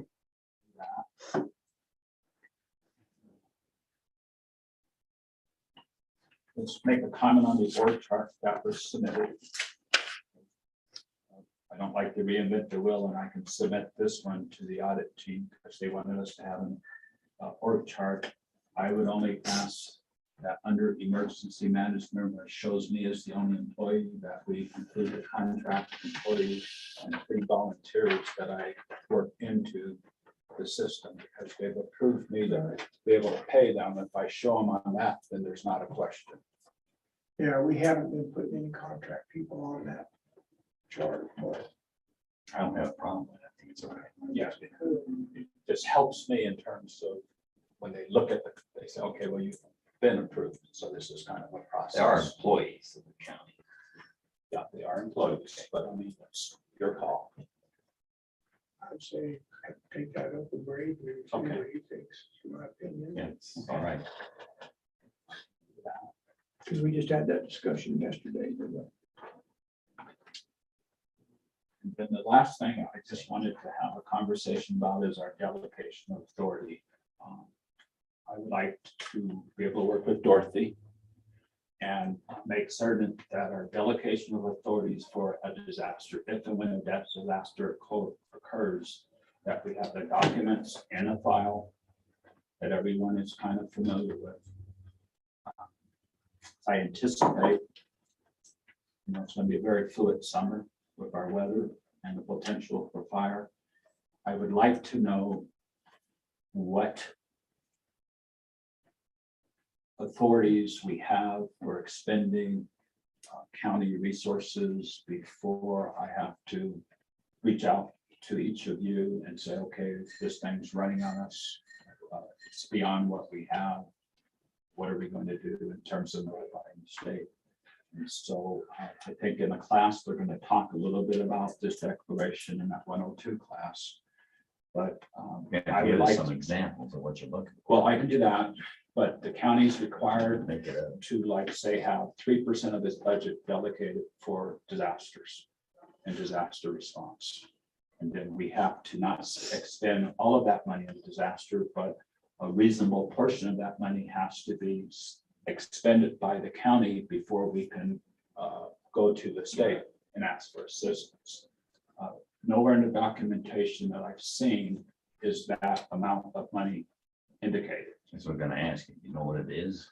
It depends on the disaster, and I'm not the finance My person. point is, if we, do we have, what percentage of what budget do we put in reserve? Is it the whole gross budget? Is it? Well, as I part of the general understand, fund?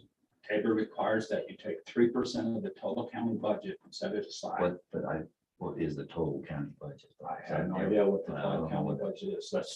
Let's say the annual budget is 14 million. No. We know exactly what it is. It's 7 point whatever it is, and then there's grants above that. So what is it? Is it the 7 million and it doesn't include I would say it restricted does. funds like road and bridge and those kinds of things, or is it just general fund or? That's a Braden question. So I'm going to That's right. defer to Braden. I don't have the answer of what percentage of the county And budget. then has. we need and he'll have to earmark a reserve emergency fund, Yes. and it'll be several $100,000 probably. Yeah, and that gives me, as the emergency manager, perspective, so that when we're under pressure, we're not overspending. We have something in our heads what the limit is. In other words, if we have agreed to, let's just say 50,000, 100,000, something like that. Well, if I'm using road and bridge equipment in my mind, I'm doing the math on that. If we're using some staff time, I'm doing math. I'm adding up all these numbers, and at some point, we're going to exceed what our capacity to respond So, is, and then I go to the state. see, the question is then, because Road and Bridge keeps a reserve too. You can't use Can't their tap reserve those. because their reserve is a special reserve. So Right. that's special. And so you're gonna, in effect, contract with each department then to use some kind of a either Well, labor or equipment. What I'm gonna do is immediately start tracking all of the expenses that we expend for that particular disaster. Because when you declare a disaster, and then I go to the state's gonna ask the question, what percentage of resources have you expended? And they say resources, so it can include road and bridge response, it can include staff time, it includes what the fire protection districts put out. And then at that point, they'll go to the governor and declare the state disaster, and then they'll come in and help us All out right, so your action is to go talk to Brady and let's figure it out. and figure out where that is. And come back And then and see what we agree.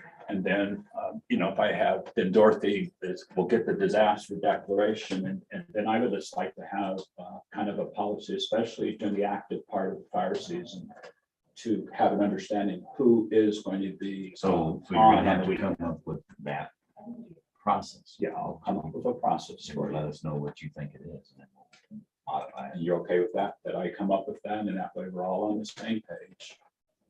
And we'll modify it if we have to. Okay, sounds good. So I'll come up with that.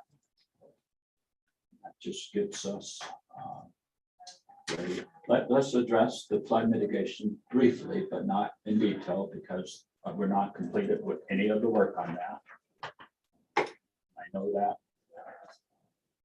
County and people are in different places. I want to say that the flood mitigation study is not a regulatory document. It's simply a mapping document to identify hazard areas within the county. We do it for geological hazards, we do it for flood hazards, we do it for fire hazards. It's just a mapping system that identifies where the high hazard areas are. And it gives guidance.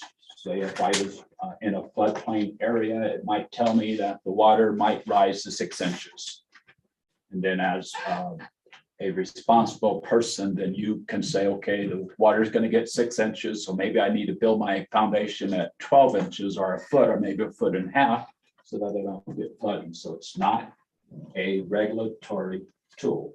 The two towns have stated that they intend to adopt that study.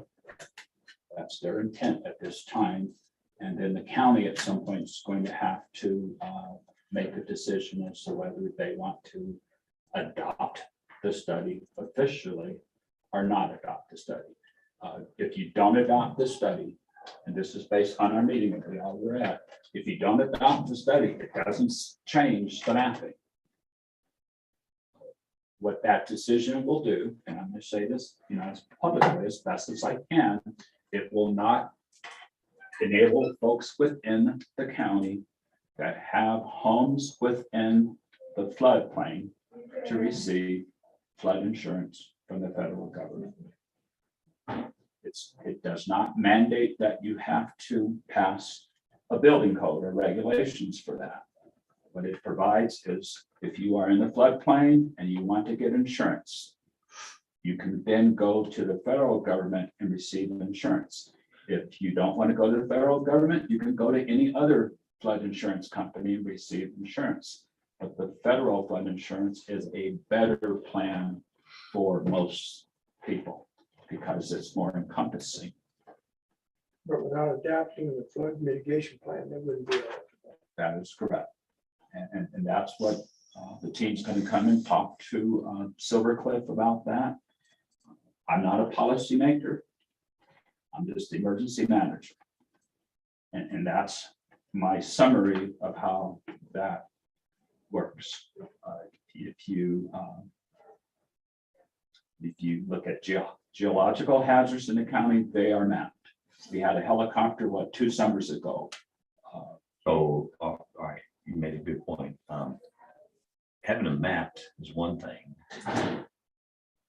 You're telling us that if it's mapped and somebody builds within that floodplain, and they get insurance.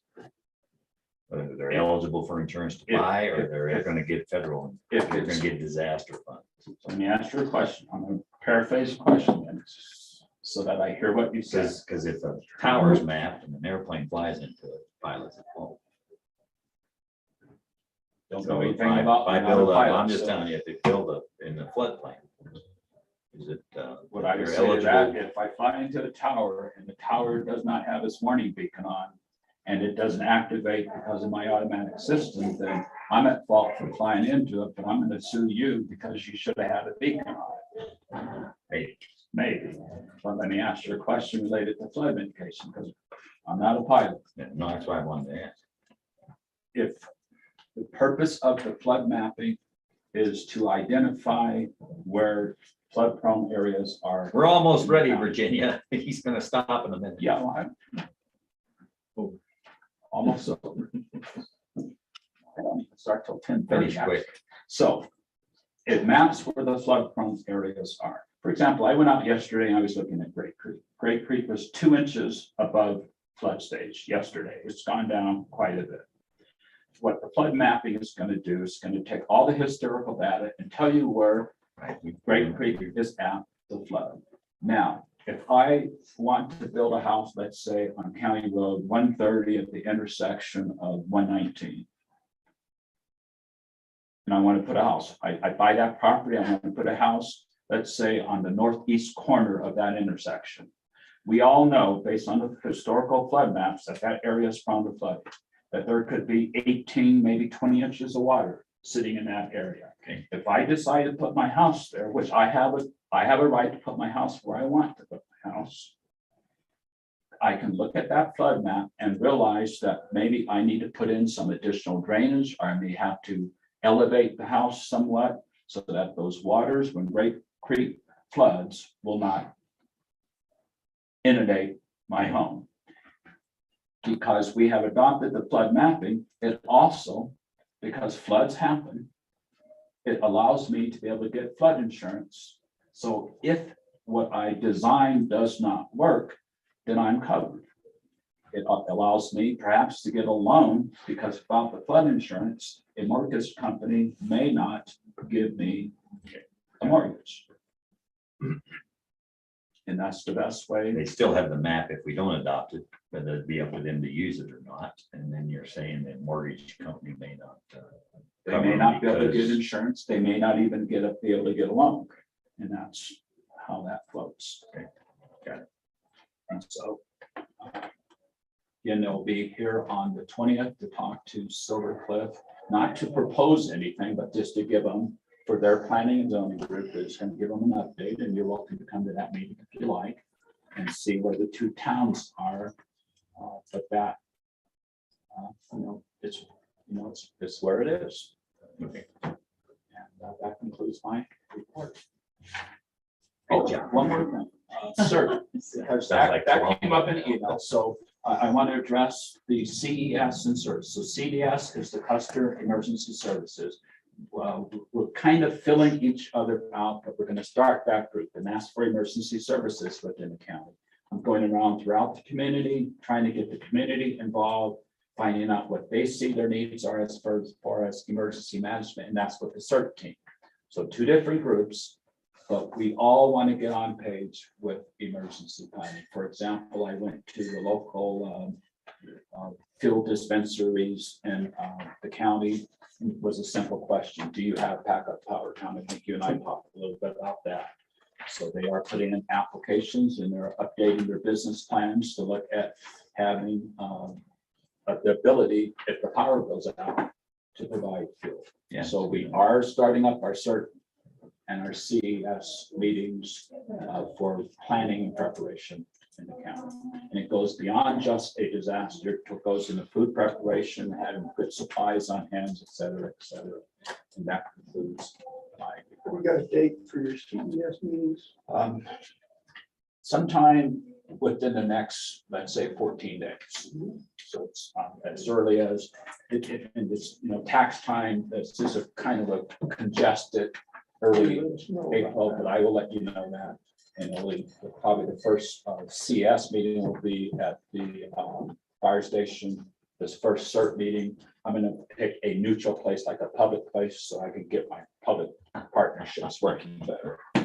Yeah. What's the status of the landline? The landline that, Search and rescue.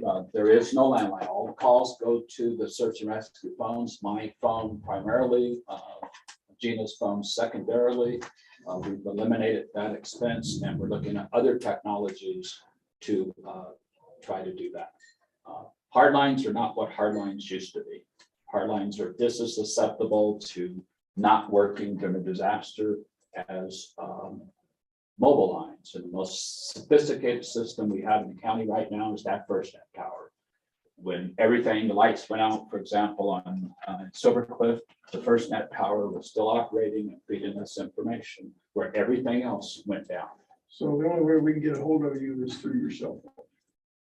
Yes, or my personal phone.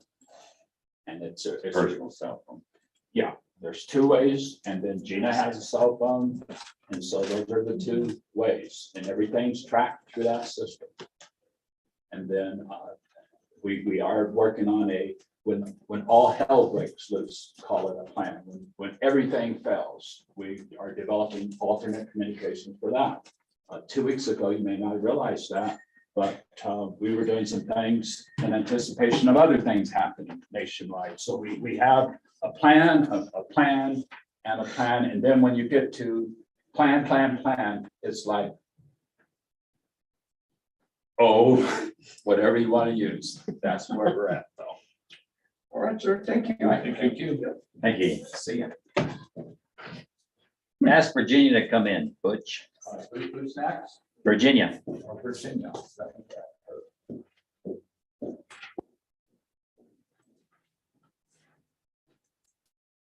There's our answer.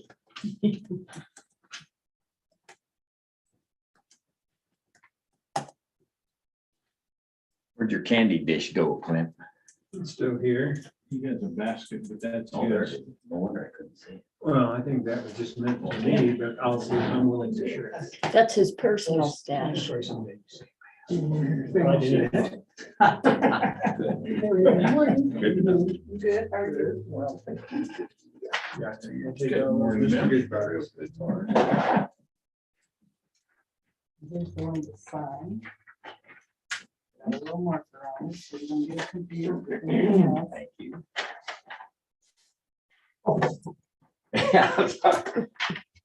That was a slick trick. Yeah, I know. Did, you know, it was a sleight of hand. It was like that. Yeah, I like. Cool.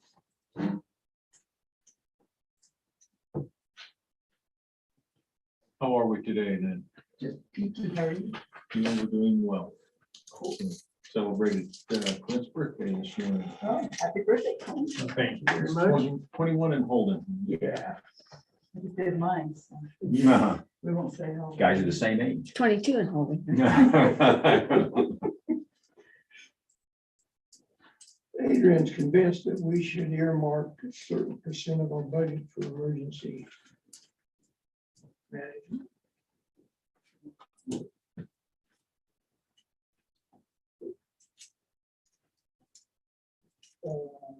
Trying to figure out what that means. Yeah, talk to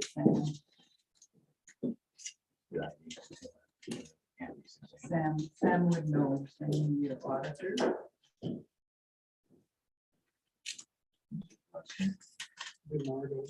DiNardo. So we have a contingency fund. 118,000. 118,334. And I suspect that's what Sam will probably tell us, but who knows? Was that the one we all thought? Wonder what it is. One is emergency reserve, and then there's a contingent fund, and I always get them mixed up. One is for our Tabor, for our grants that we have sitting out there, and the other one is for emergencies. That may be it. Better not mark up the one I'm supposed to sign later.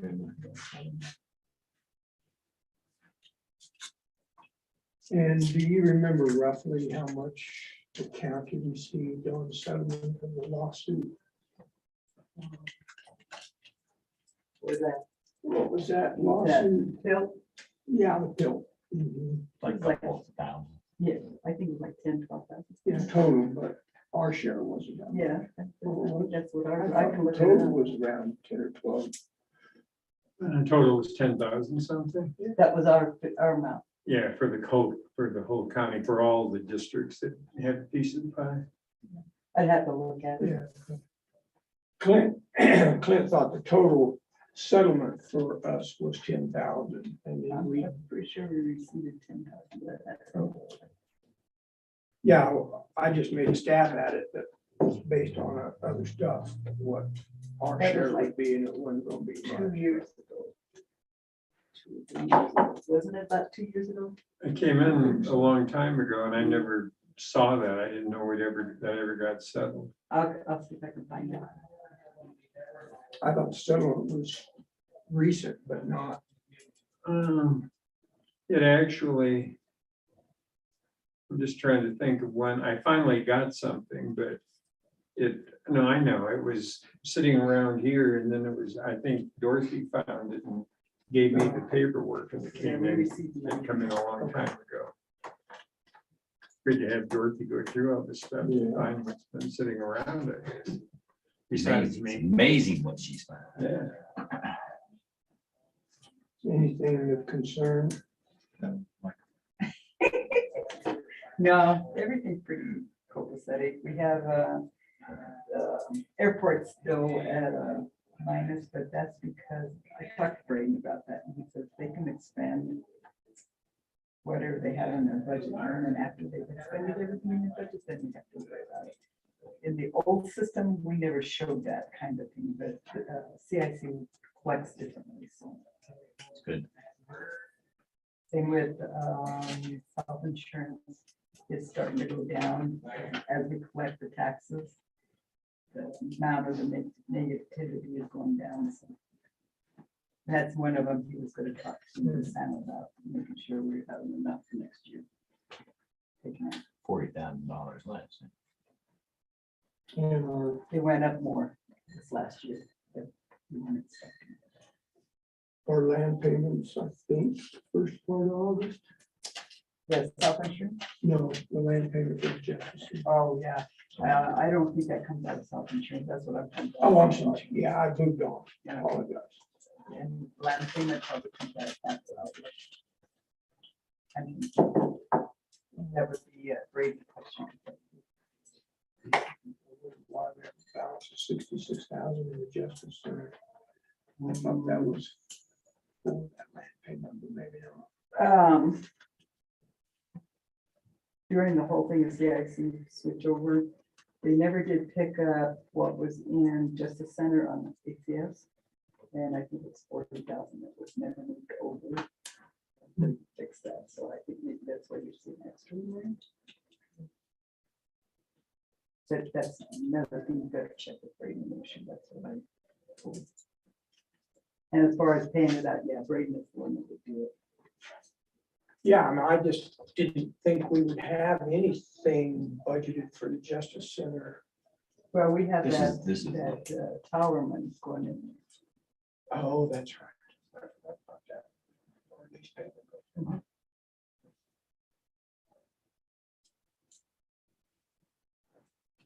That's the section that comes in under miscellaneous collections. We don't have this on collections anymore. We have a column for that. Got it in there. Yeah, I know. That's just, yeah. Okay. Grader can fix that. Oops, here he is. This would be- Are you coming to answer all the questions you didn't see? Are there questions?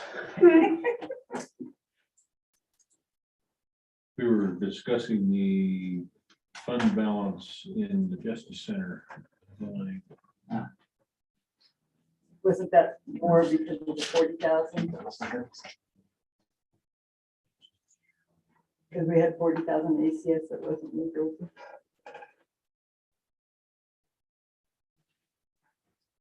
I think so. Have to Look at have to look into it. But I think I remember we found that 40,000, we didn't have it in CIC. It wasn't moved over. think so. I think that it's one of, as we've kind of talked offline a little bit, it's not been all accounted within that fund. There was A couple, 3 places that it was between capital improvement and the Justice Center. So So the land payment comes out of capital. the land payment does, yes. And do you transfer out of Justice Center to pay for it out of? Not Justice to Center? date, no. No.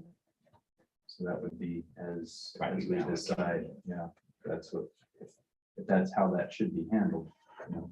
Then you have to put stuff in it. to make it happen, budgeted. or we're gonna run out. Can't do it. Right. We budgeted that land payment. Yeah, we did. Right, So we did in capital improvement, we budgeted for it, so we have allocated general fund, well, not, we have allocated tax fund, general property tax monies to go to that in the capital improvement fund. And so, yeah, that we can handle it truly that way, or we did not budget for a revenue coming in from the Justice Center fund to play into that. That was just be a savings account sort of. For justice, yeah, right now, that's kind of the way it's being handled. And we're cash flowing any things right now. It's been rolled. But we can handle that however we like to.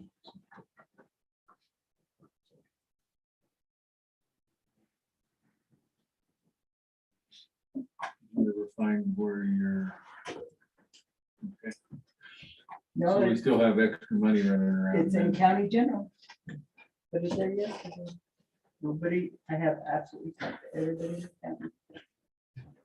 40. $10,000 from USDA for farm services disaster program. Well, that's a good place for it. Well, the problem is, if they don't use it what the grant was designed for, you're gonna have to turn it back. Well, do we know there's a grant? Well, we got the money for it. Well, but we don't have the grant to show it. Nobody's. Nobody claiming it. ever gives Kelly the original grant paperwork when they do a grant. Now they They're do. supposed to. No, they don't. I Right? did see Shannon reached out the other day. Yes. Did he reach out to you or was it Dorothy? And said that they were expecting a That's security. Oh, he reached out to you. Yeah, I saw for- that, yeah. Yeah. That's a different one. Okay. I asked Shannon, I asked Paula, I asked Robert Hill, I asked Braden Bridge, landfill, airport, Braden. Did you ask Guinevere? Yes, twice, because I thought for sure, the first time I saw it, I thought for sure it was hers. Then when it said USDA disaster, I went up and she said, no, it's not us. Adrian, You talk to Adrian. Adrian got on the phone and was talking to, I don't know, 10 different people. well, the beauty of it is, nobody claims it, and we gotta give it back, we'll have it. Or if we decide to peddle it, we'll have to be ready to give it back if we get it asked. I'm not going there. I don't want to be in jail. You sure? Nobody else is. I've heard different reviews of the food. Yeah. All right, well, All right. I don't know. I would entertain, I'm assuming you want us to okay your report. I don't know if No, you we have have to or to. not. Got Just have to one- sign it, give it to Kelly. one for your- Okay. Since I was going to be signing it, that's my question. I've moved it through the report. I'll second. Motion on the floor to approve the report from the treasurer. And this is February, right? Yes. Could be a month behind you. Yes, February report. Thank you. Any discussion on that? Oh. Okay, those in favor signify by saying aye. Aye. Aye. I want to lodge a formal complaint because every time I go in to lean on Virginia about doing something. Nope. in charge of receiving the money. She don't want to chair a commissioner meeting. She doesn't want to go to any board meeting. She don't want to get yelled at. Smart lady. Thank you, ma'am. Appreciate it. Have a good day. You too. Thanks. Your turn. But this time I would recess for a few minutes. We'll start back Probably do at that. Coming up. 11 o'clock here on this clock.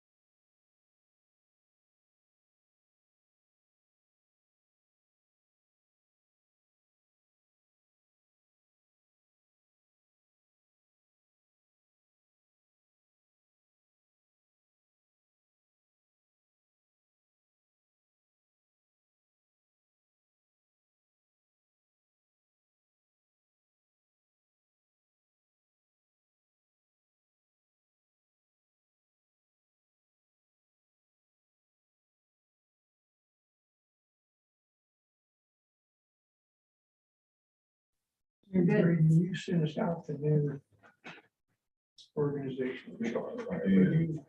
Okay, we are reconvening our BOCC meeting. The time is now 11:03. Just to my computer, so. Next item I'll on just our pick away at this one. agenda will be unfinished business. Anything, None here. and do we want to address that out of cycle checks or I is think that? really, yeah. Okay. Yeah, that's a good idea. So I think you have in your possession two invoices from the airport. One was on the tank. And then one is an invoice from Pedro Steel that I believe was paid for personally and needing check reimbursement. And we had discussed doing an out of cycle check for that. Bob spent his $900 himself. That wasn't a donation. No, we tried. It is. Is it okay? It's on. We tried, he didn't go for it. And I'm assuming the balance that we owe on the fuel tank can be paid in the regular accounts payable. The, It's another beer to June. see, how did he say that? They need to get it before they can ship it, so they're gonna ship it in at the end of this month, he said, if possible. So we would want it out of cycle. So with that ahead of the delivery. That's what I heard. That's fine. 6 months, Okay. half a dozen. Yeah, just do it. Yeah, right, well,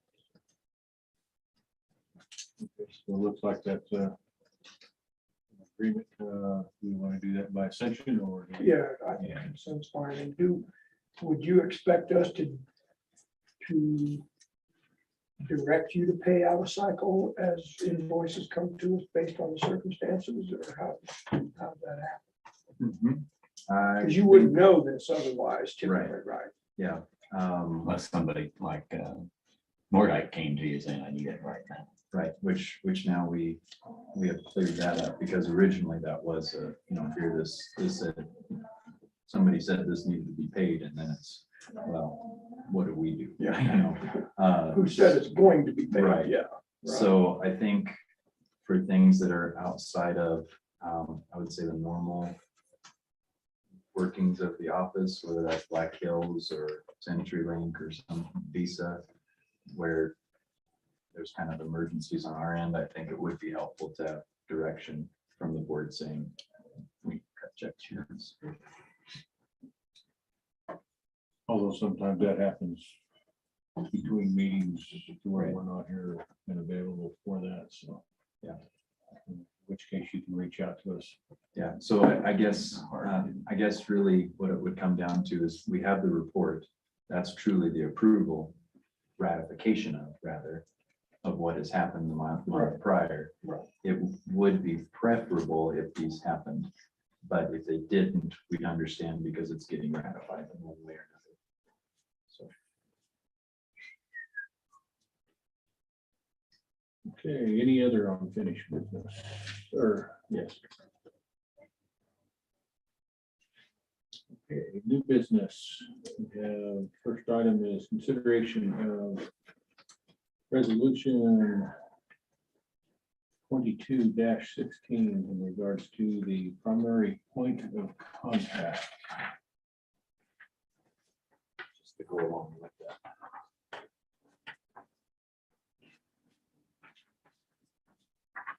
Thank you. Something I noticed when I found yesterday.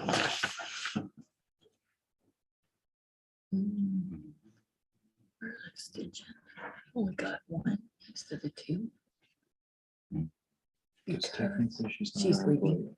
Oh, I wonder. Even though we paid part of it. I wonder about that.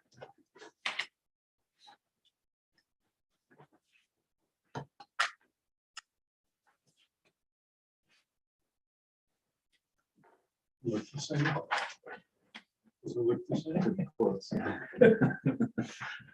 Adrian was wanting to add some contract people to his deal. And I said, "No, I think you talked to Braden, but I don't think so." No room. No, exactly. We pay by the letter. To that point, he could probably do an internal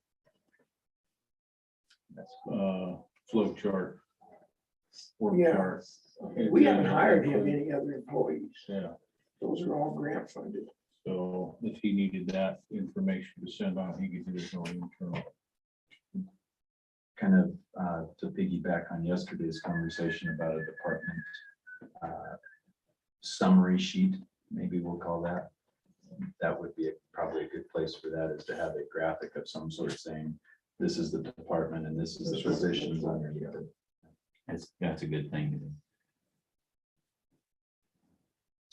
Yeah, I mean, personnel changes, and it would be nice for them anytime there's a change to submit that, so we know.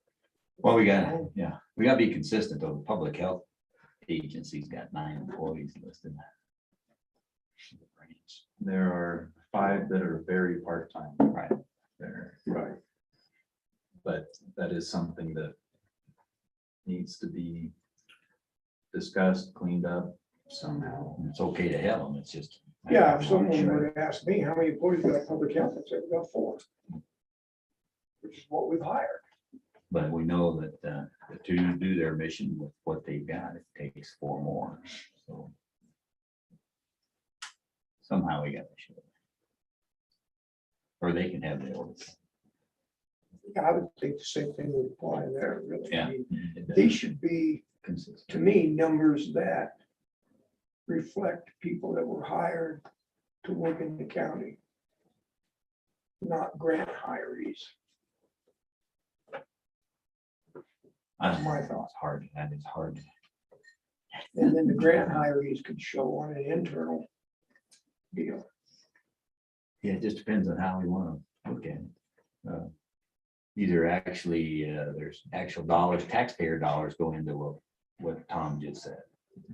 The rest is, I've always said it that way. We got a $7 million budget and operate with 14 million, whatever it is, making that up. Because there's grants that make up the difference, pay for a lot and volunteers.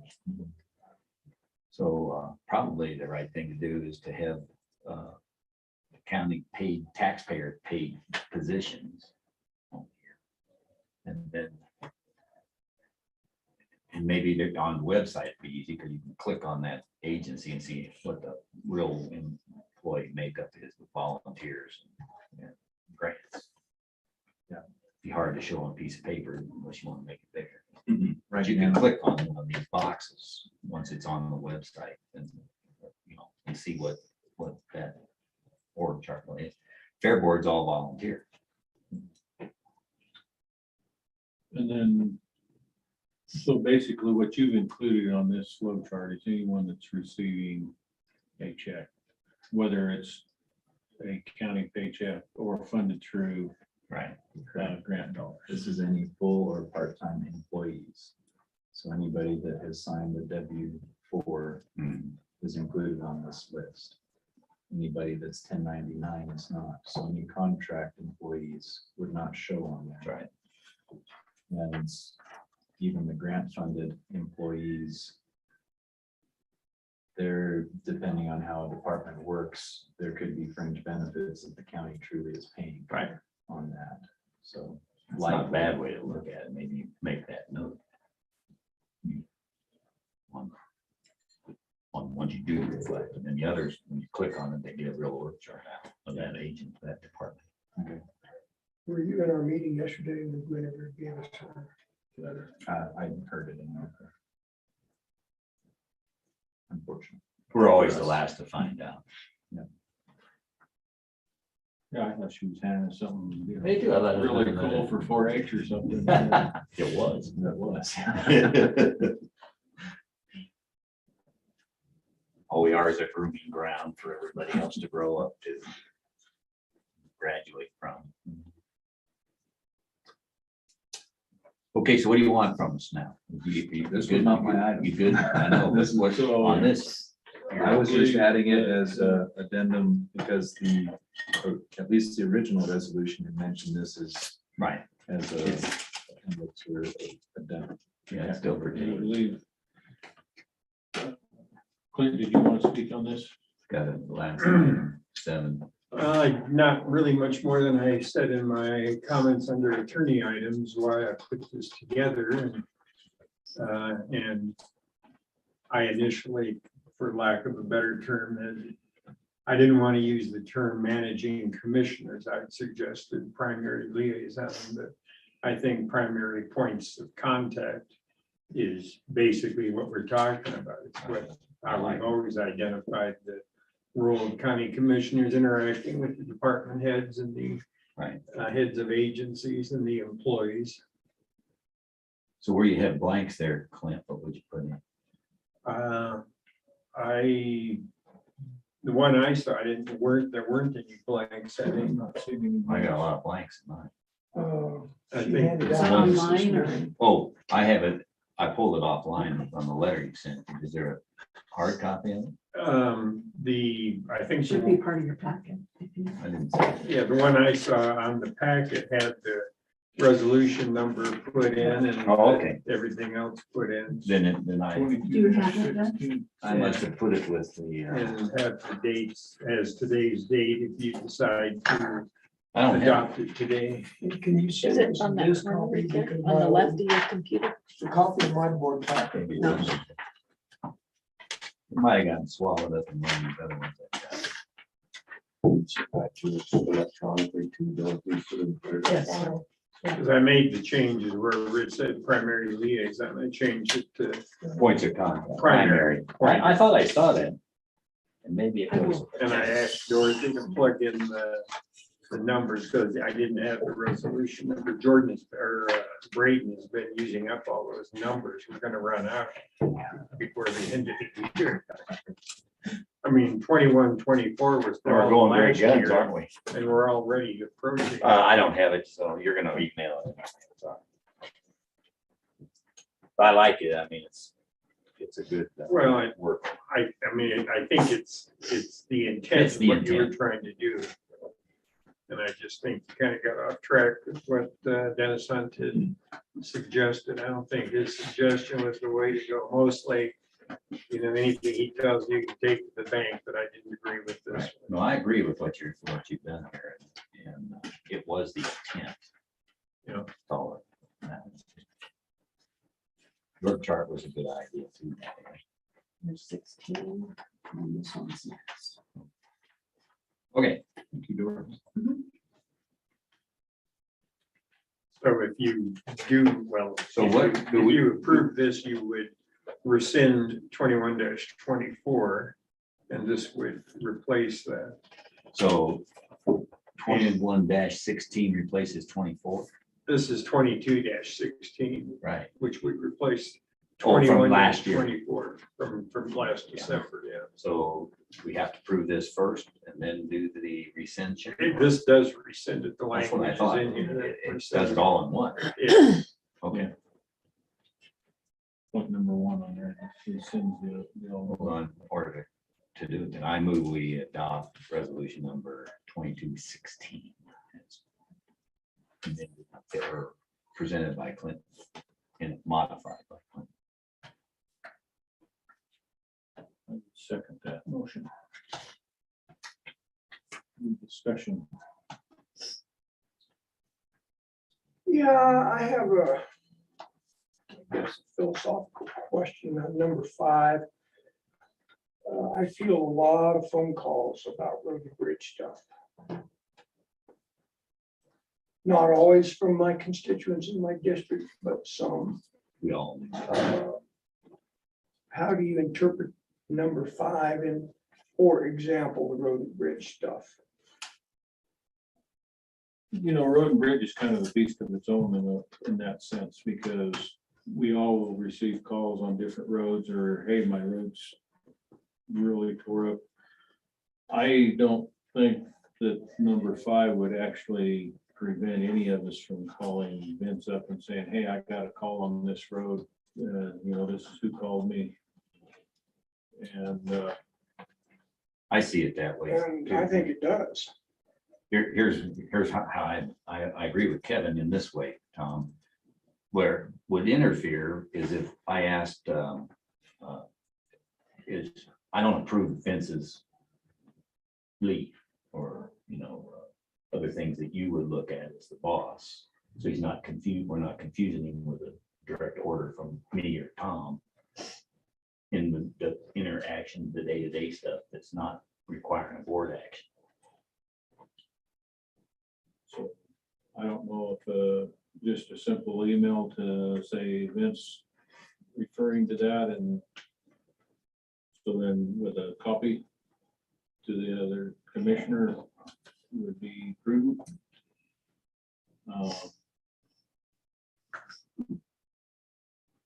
But I don't think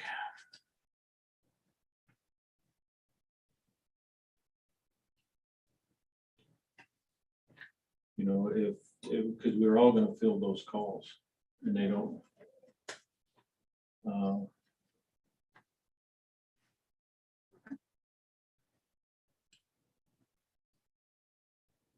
You need to be able to do that. I mean, that's just forwarding that information on to the constituents, onto where it needs to go. I think the intent of this resolution is for more substantial issues where a department head or an agency head has a much more serious question or something that he or she wants to discuss. I don't think it was really intended just to forward and somebody who's complaining about a road to Vince, because that does come into all of you all the time. And they ask you all about a lot of things.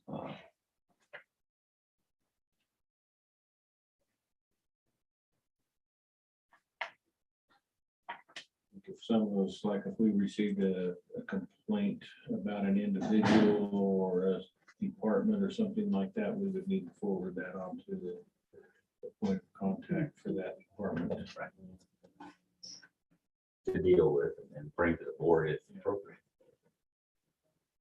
Well, for example, Vince had contacted me yesterday about a job Gary was going to take care of last year, and I guess Gary didn't get around to it. And Vince wanted the number of the person, phone number of the person who had made the complaint. If that was something that kind of a complaint had come in to one of you, it was much more substantial. And that should have been referred to the primary point of contact. But just somebody said, "Oh, man, my road's bad." You can just refer them to Road and Bridge. I had an example like that when Giacomelli straddled the windrow and busted his oil pan. He wanted the county to cover it. Say that's an issue. Kevin wants to take a look at it and forward that and come to the board and say we ought to go get CTSI to pay for it, and the board would have to action on it. But I'm not going to tell them to go to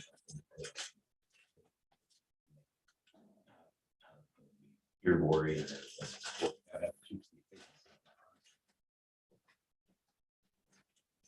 I like it.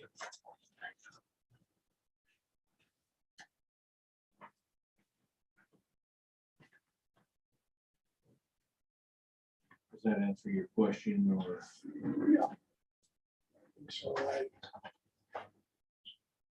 sat through a dozen commission meetings before I was ever elected, and I'm telling you, this caused a lot of hate and discontent. That's why you got to straighten it up. It's almost like everybody wanted to mark their territory, and one of those commissioners was very adamant about, you don't talk to anybody at Road and Bridge, you don't talk to anybody on the airport. That's my responsibility, and I don't agree with that.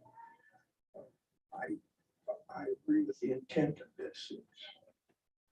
I think it's up to the three of us to work out the day-to-day stuff. I mean, we all, and I use Road and Bridge because we all get those calls. Yeah.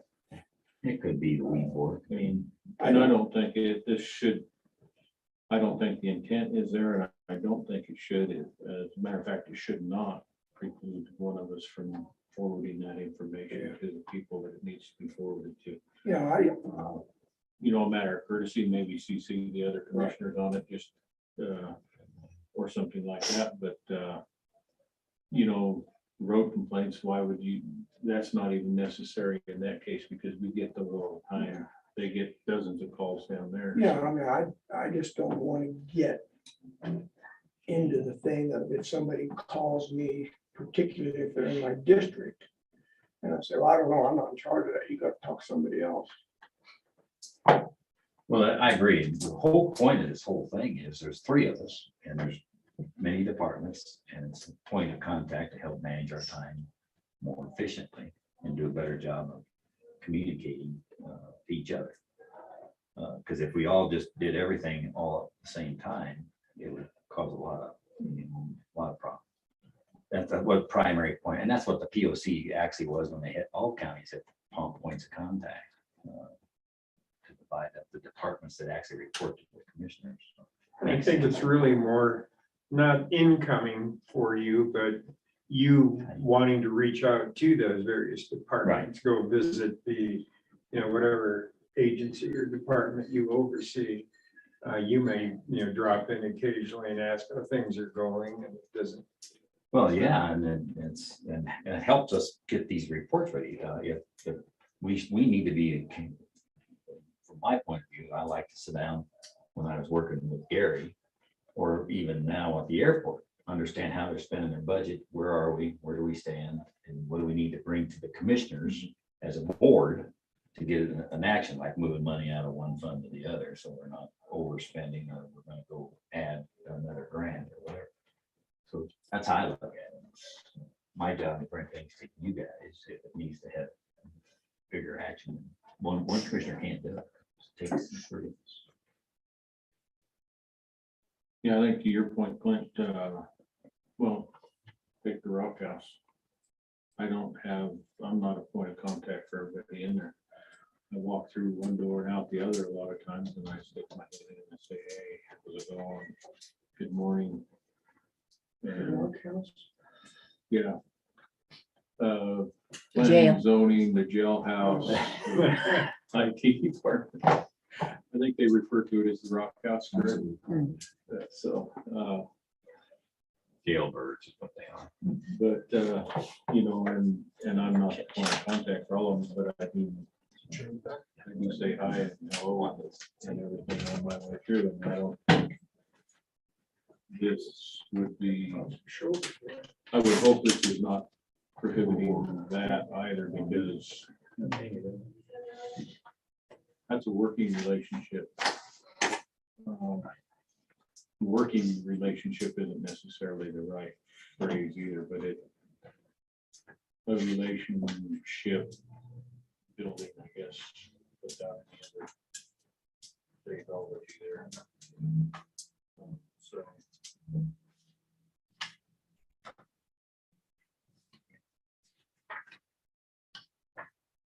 Yes, sir.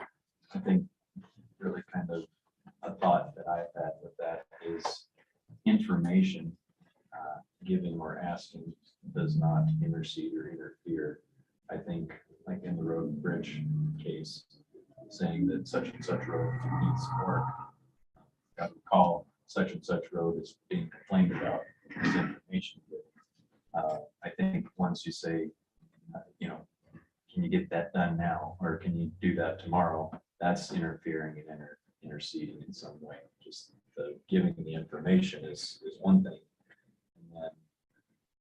And then if there needs to be a follow-up, I think in a meeting with the staff report is a good time for that. So hey, sent this last week or so, it's one. And then a board decision could be made. Only you go to your department, I guess, too, because there's times when we have things that are coming up on the agenda or something, and we might need some numbers or something just for our own education on that. And I don't think there's anything wrong with any of us going in and asking you for those numbers. Right. That's right. Because we have to have that. Yeah, I mean, we still gotta be able to function. We have to be able to function. And that's So the case not- in any organization, like a company or a military organization or whatever. The finances, budgets are set. The department leads or the vice presidents all all have the right to know what the budget is within their line and how it's working. And that boss, if it's an interaction, needs to take money away from somebody else, requires the CEO or the board of commissioners, in this case, action to make it happen. But everybody is aware, the public can say, I want you to build me an airplane. The public can say, I want you to grade my road. Would take a board action to change something internal to that road and bridge outfit, but the road and bridge guy can manage what they do internally.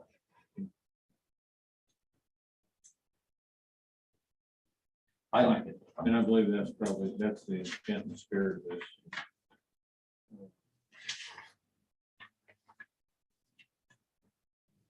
All right, well, let's vote.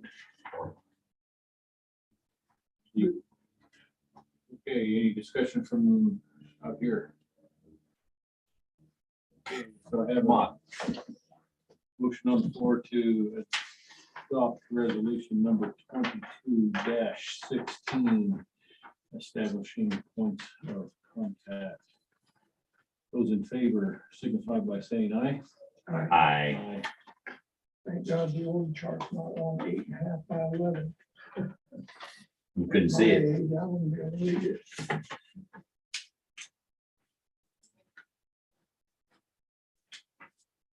So Braden, what are you gonna do to straighten up the org chart to put it on a bulletin board or give it to the department? We don't have to put it there. You're just gonna do what we just said about Think what green box. what's here is what we would put up in the hall, and then and so it was suggested, when I asked for feedback, the only question I got was whether this was gonna be online or not, which I think is a good Yeah, it should be.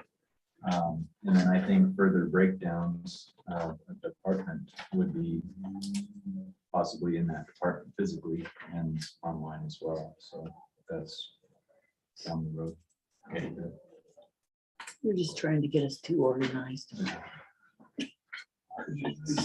Not good. More organized, we would be.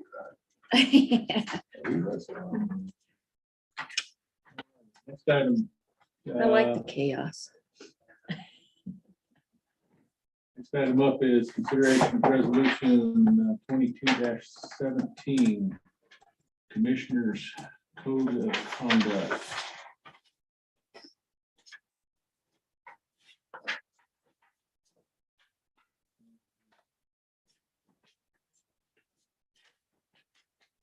Let's speak to that.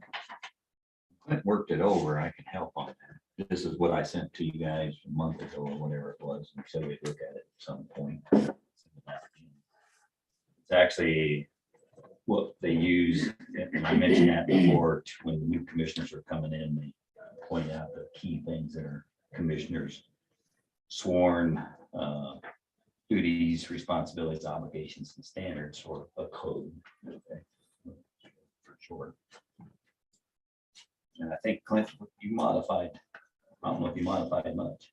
I took out the part about having to consult with me on an annual basis. Oh, that was it. I don't want to talk to you guys anymore than I have to. So I took that out and, We consult with you all the time. I don't even know why that was in there. That's a good point. yeah, so I mean, that's fine. You know, if any of you have because it does come up where you have a question, about, do I have a conflict here, things like that, and we talk about that. What I did add is this second to last whereas, or I take it page 2, the second from the bottom. There are a lot of whereas. Whereas it's essential for efficient conduct. Is that what you're talking Yeah, about? just because there has been some, at times when tempers get a little hot in here, and I just put that in there for hopefully all of you That's to good. recognize. It's always important to treat one another with respect and courtesy during these meetings, even if you are having a major disagreement. That was my own language. Everything else was pretty much what Dennis Hunt had sent. Yeah. I move to adopt 22-17, I think it is. It is. I'll second it. The motion on the floor to adopt resolution number 22-17 in regards to commissioners' sworn duties, responsibilities, obligations, and standards. Any discussion? Any from the floor? Those in fire? On fire. Those on fire. Those in favor of adopting resolution number 22-17, signify by saying aye. Aye.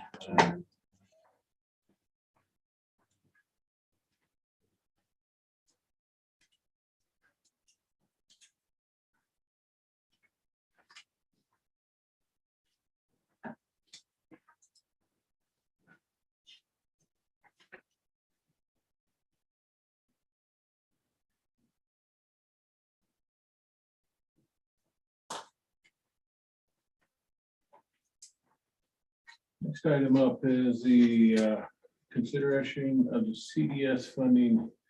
I know, Tom, you had brought that up the other day, and I apologize, I did not get it on yesterday's agenda like I had said. We have also had Eric Goodman, why can I talk all of a sudden? Goodman from SCAD reach out to us in regards to this. Because Friday is I believe, the deadline for putting something out to be looked at. What's that stand for again? Congressional directed Oh, yeah. spending. And I'm looking for that now. I don't know if I had that.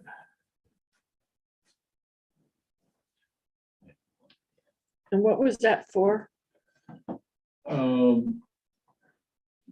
Friday is the deadline to put in anything for congressional directed spending. That would be through Congress, to where the individual congressman can earmark funds at the state level for particular projects. So what is Googleman have? No, he's CDC or Colorado Economic Development, right? So who submits it for us? Well, there are two options. We can go through them, and have them submit it for us, or we can submit on our own. Either way, he reached out to us because that's part of their wheelhouse. Right. So what kind of spending is it then, Kevin? Is it for what kind of projects? The things that he was mentioning was in regards to, I believe, our SEDS process, where we identified things that needed to happen. Something else that Tom had mentioned the other day was possibly funds for the roof of the courthouse here. If it's eligible. And I don't, I think it's a very ambiguous of And we don't know what the projects would be. That would be up to the congressman. we don't know how big a themselves. pot it is. We're competing with everybody for. I think they go, when they're in session, they probably, for lack of a better term, they probably slip it in a bill somewhere. So Pork, huh? Custer County pork, a roof. So I don't. It's not a bridge. I don't think we have a big bridge project that we need down in there. So we do have a couple that need addressed, and even something like that one. I know Vince has got a couple of those, but what Eric was referring to was things on that SEDS deal that we went through. But that's not an all-inclusive list. So This happens every year and we've never done it. that's a good question. I would imagine that to some degree, yes, it does happen every year. You might be able to speak to that. I just came in, what do you? This is in regards to congressional directed spending. So Is the term that comes to mind. Yeah, What's that? Slush is the term that comes to mind. There you go. we said So- pork or And Bill's question was, does this happen every year? We haven't participated before or something, so. I don't think it happens except when they have money put in that fund. I have heard it before. And it's usually capital improvements. Capital improvements, not for. shoot, then we ought to throw the Justice Center in. Apply for anything you can apply for from that. Because If you're gonna do that, let's throw 20 million bucks in. Somebody will snag it. Seriously, if it's. I don't know what capital hoops you have to improvement. jump through, but it might be the kind of thing to give it a I try. mean, that would be silly not doing it. They gave us half of it. We'll just bank it. Council land or something like that. Does it only want one or do we submit 10 of them? What was your interpretation on that? Well, it was all spelled out in the email that we got. So my interest and enthusiasm for this has waned. We should have been on it a month ago. When's it due? That was in the email I know. on the 8th. I'm just asking 'cause I don't have that. So if it's due on the 8th of May, April. It Or is due April. this- it is due in this Friday. so we got a lot of stuff on Justice Center. Just throw it in. Get it. And it's pretty tight in briefing form. Doesn't hurt. All you can do is turn it down. You don't submit it, you don't win. It's like the lottery. If we were wanting to do it, it would need to be a shovel-ready project, I believe. Able to be expended within 1 year, if I read that correct. And then, the center can't be completed in 1 year. So I will read this. This is from Renee Martinez from Bennett's office, as a matter of fact. Fiscal year 23 congressional directed spending request form for U.S. Senator Michael Bennett is live. It includes a list of subcommittees accepting requests and the eligible accounts attached. Please find a PDF version of the form to give you an idea of the materials and information you will need before submitting the request.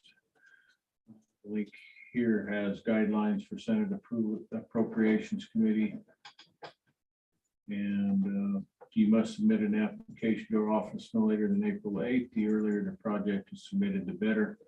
To submit your application, please fill in the request form, submit a letter to the local, state government or community leader that demonstrates the project's benefits and its community support.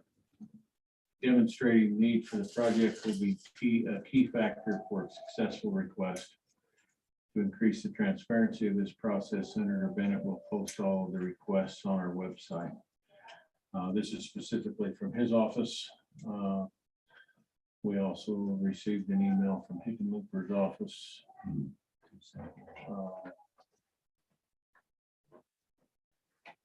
So if we have something, I don't believe the Justice Center would be an appropriate one, because in the one from Skid, it was needing to be shovel ready. And, being able to complete it within 1 year. Can you forward that email to me so I got that information? Please. What's the date of the email you were reading from? Wednesday, 3/23, came in at 4/18. From the 29th, I'll send you, Kelly. Okay. Wednesday, like this last Wednesday. Like a week March. 23rd.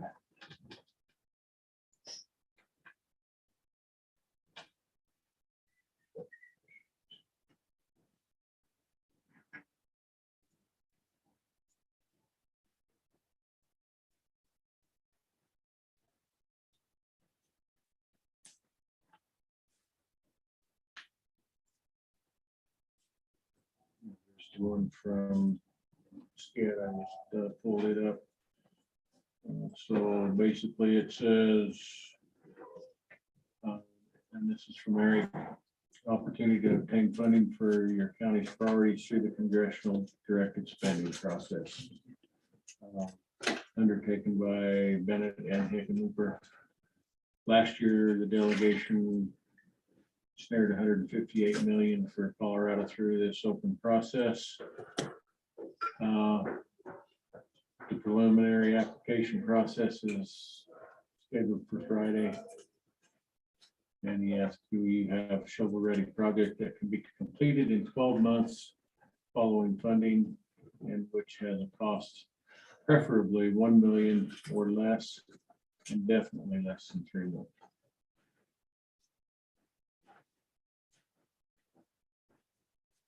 So those would be the guidelines that would make it more attainable. We got the roofs on this building and the roof. It's our building, need a roof. Possibly the runway needs to be re-asphalted at some point, rather than just chips in.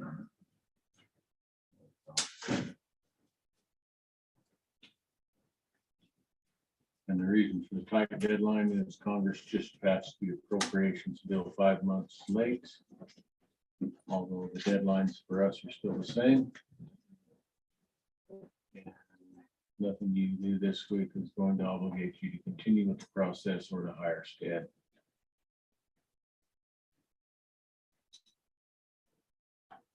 And that email was sent April 4th. So Monday.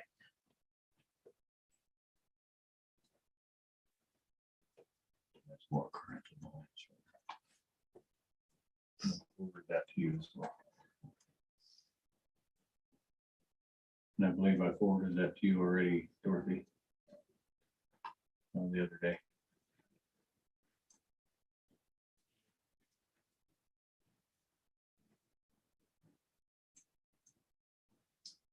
So would we like to consider something to submit on this?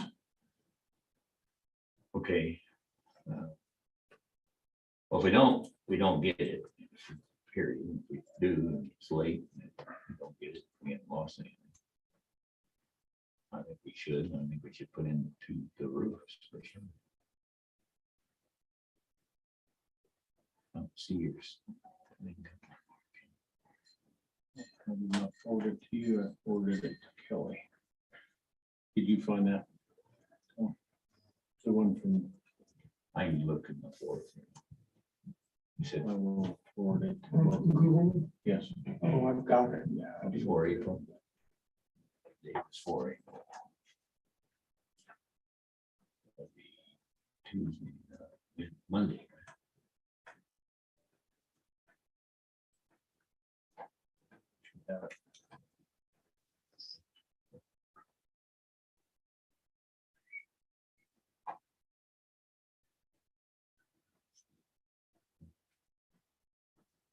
You just forwarded it. Because I Yes, don't I did. have it on this one. I don't know why I didn't make it.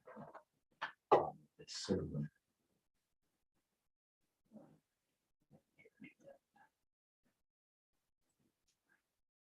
Any of that email, he included our 2021 sets that we went through.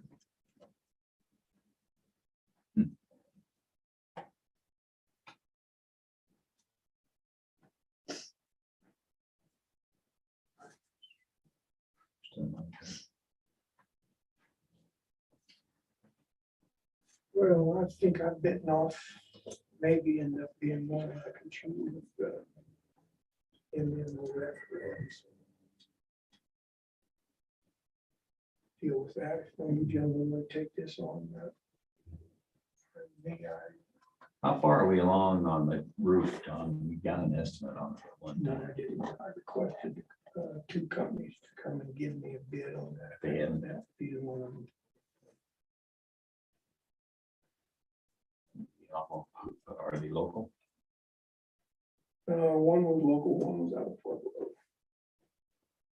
How long would you ask him? last week. Who was that? Hut? Hirschberger Roofing. Part of that SEDS did include airport improvements and the airport helipad. We've got that. Tell you what. If I can find the airport one soon enough, we have the asphalt already on the budget. Submit that pretty easily. I don't mind trying to find a roofer. Try. Quick estimate from them. They can be pretty conservative, which means more than we're gonna need.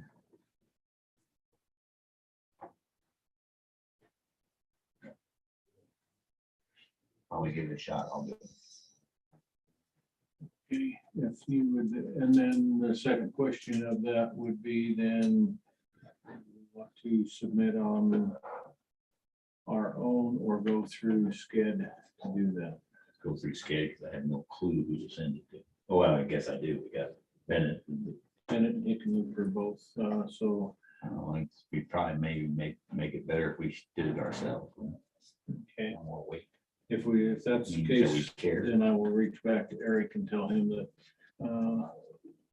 we will probably, we have a couple of projects that we were going to submit on our own. Yeah, I'll see that. Okay, and then those are due by Friday. Right. And both Hickenlooper and Bennett have the application form on those emails that they sent. So I need to find those emails because they're not coming across.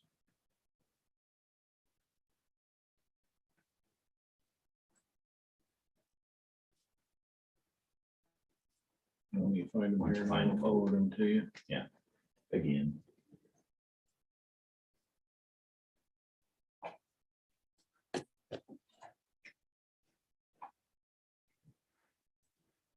All right, I got this one, just came on from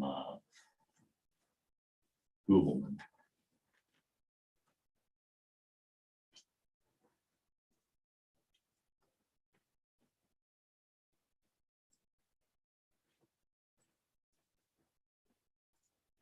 Okay.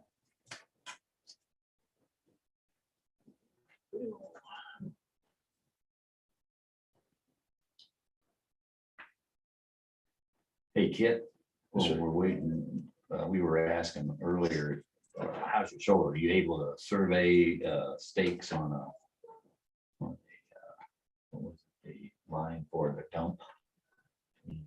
Trench on the dump? I had referred that to somebody else a while back. I guess they didn't get it done, huh? And talked to Brian about it. But, I know we talked about you referring them to the guy in Colorado City, I think. Right. Yeah, Adelman or whatever. Yeah, Altman, it's a kind of a quantity survey, and I don't, I've done a lot of that anyway. I've done some up there, but yeah, I'm not capable of doing it I right didn't now. think so. But I will push on that end, and I'll talk to Brian. Talk to Brian too, 'cause he's the one that asked me about it a couple of months ago. and I Yeah. referred that to Alan, so Oh, maybe Alan, well, he hadn't done I'll it. push on that as best I can. Okay, those were forwarded. Got it. The last one came. So those two are actually section 3. He did. So the roof here on the courthouse, the airport runway. Was the SAR building roof okay now, or is it needing? I don't know, they fixed it. Somebody said that put some screws in with tar around them or something. Okay, so I think at this time it's not too bad. So Let's do it. if we can get those put in, say if we don't ask, we don't. Yeah, yes, sir. To Kit's point, I don't know if this would fall into that, but the Justice Center land, would that be? Could it be separate from the Justice Center project? I know there's the word shovel ready, which the only person really getting anything there is the So we could ask here the title company to pay the balance off, purchase this. They have the guidelines in those, I guess you could research that and. That'd be pretty cut and dry. Yeah, it'd be easy. Here's the balance, pay. If we got the money, it would be done within a year. Right. We pay for it within the year. We'll cash the check before. So. All right. Okay, and then, would you want to reach out to Eric and tell him we're gonna do it on our own, or you want me to? He copy all of us. Where's this request from Eric? Doesn't show. So. I don't mind. Eric. It was just me, so I'll reach back. Why don't you call? Why don't you do that?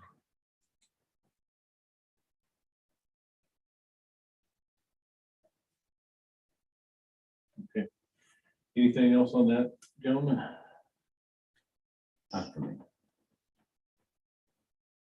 Okay, last item on our agenda here is discussion of the Justice Center grant funds.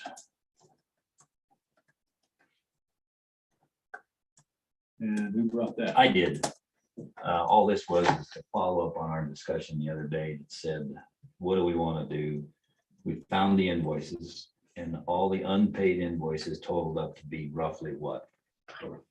Did you add them up? I don't remember. It It's was been like, so long since I looked at that. It was almost all of them, both of them, came to $70,000. That never got turned in, not quite. We had the choice of leaving them and moving forward and invoicing on new work. Or Tom had, I think, a pretty good idea was just to go ahead and turn them in and collect the money. That's in it. We've already accounted for them. We've already budgeted. We've already spent it. And it rolled into our new budget. It's been absorbed already. So we could go ahead and get the invoices sent, get the money in and earmark it for future work on the development of our funds forward to continue the Justice Center, work where we may have to hire the contractor to come up with a modified version of the plan for just a piece of the jail, whatever the team comes up with. So that was the only reason this is on here now, so that we can decide what we're gonna do and how we're gonna earmark. And did you find your total? No. It was, it seemed to me when you were talking about it, it was close to spending all of it. Is that I what you want to were- say it was like 69,000, so there's 68. And those monies have been expended, And they've been carried over, if you want to look at it that way. because there was a 30,000 and 40,000, correct?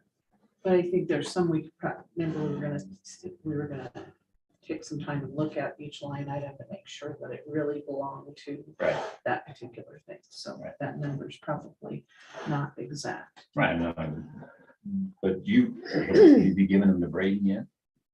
You've got everything, He's the one so we that can take a look. We looked at them together. Yeah, I think we had a question about some. we had not taken the time to sit down line by line, but that was. But what we can approve today is how we want to go forward with it. Either turn them in or we don't. And if we turn them in, we put it in a pot.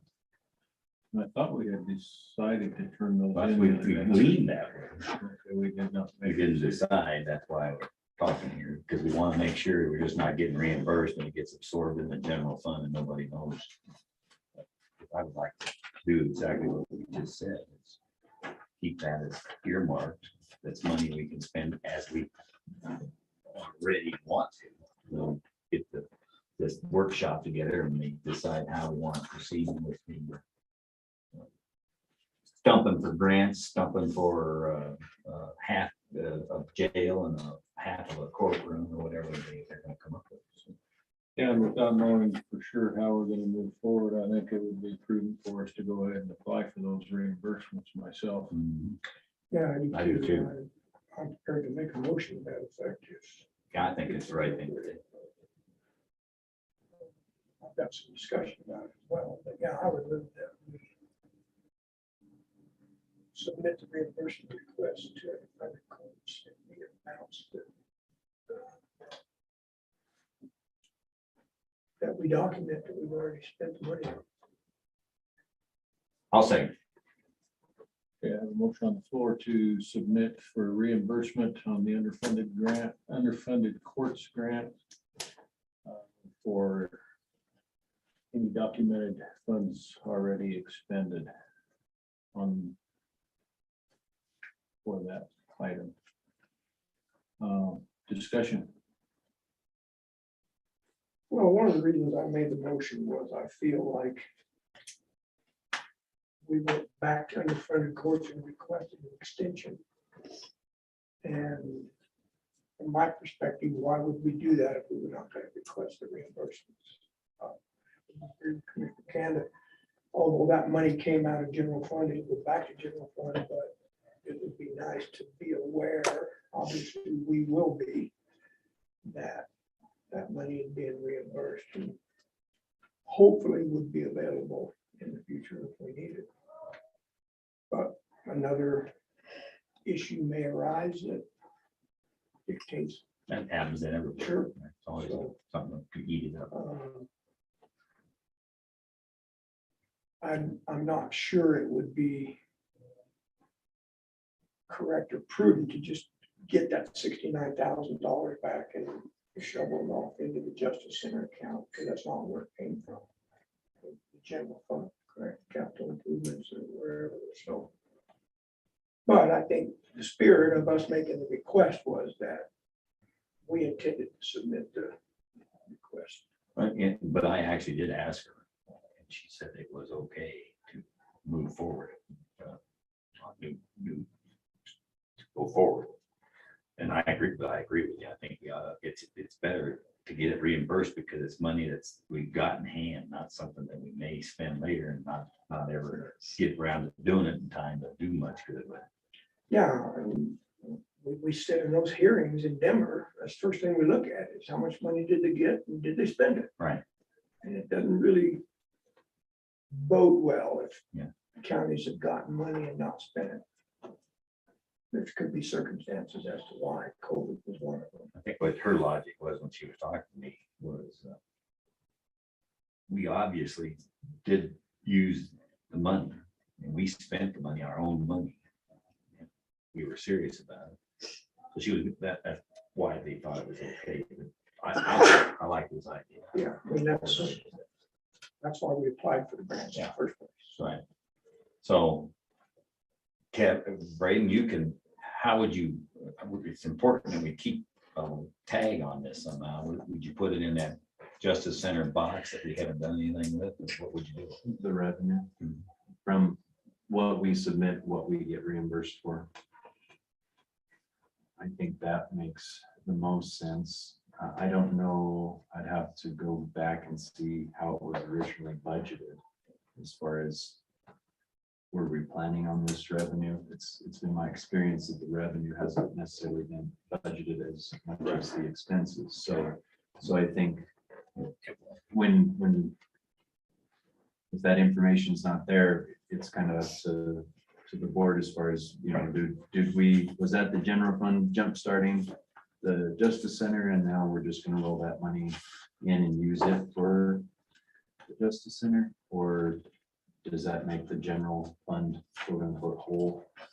I don't think it's necessary to do that. I'll tell you how it happened, actually. It was, we expected it to be reimbursed as we used it. But circumstances made it, other places we didn't spend money on, we just got paid for. It wasn't earmarked for anything. It was there within the general fund. So I think it's a good way of earmarking everything now, so we know exactly what we've done. It's still a general fund piece that could be reimbursed or taken back and put for something else if we had to, because like talking about an emergency or something. Yeah, I think, you know, I wrote the grant, the last one. We got an award letter. I don't think we ever budgeted the revenue. I was just about that money on that one, either one of them grants. Yeah. We're just not very good about thinking that through to say, okay, I applied for this grant. Well, the minute we get an award grant, we're gonna have to, if we follow up and spend it on, we're gonna have to do something in the budget. Right. Because that wasn't, we never budgeted that grant in the first place. Donna did in her head.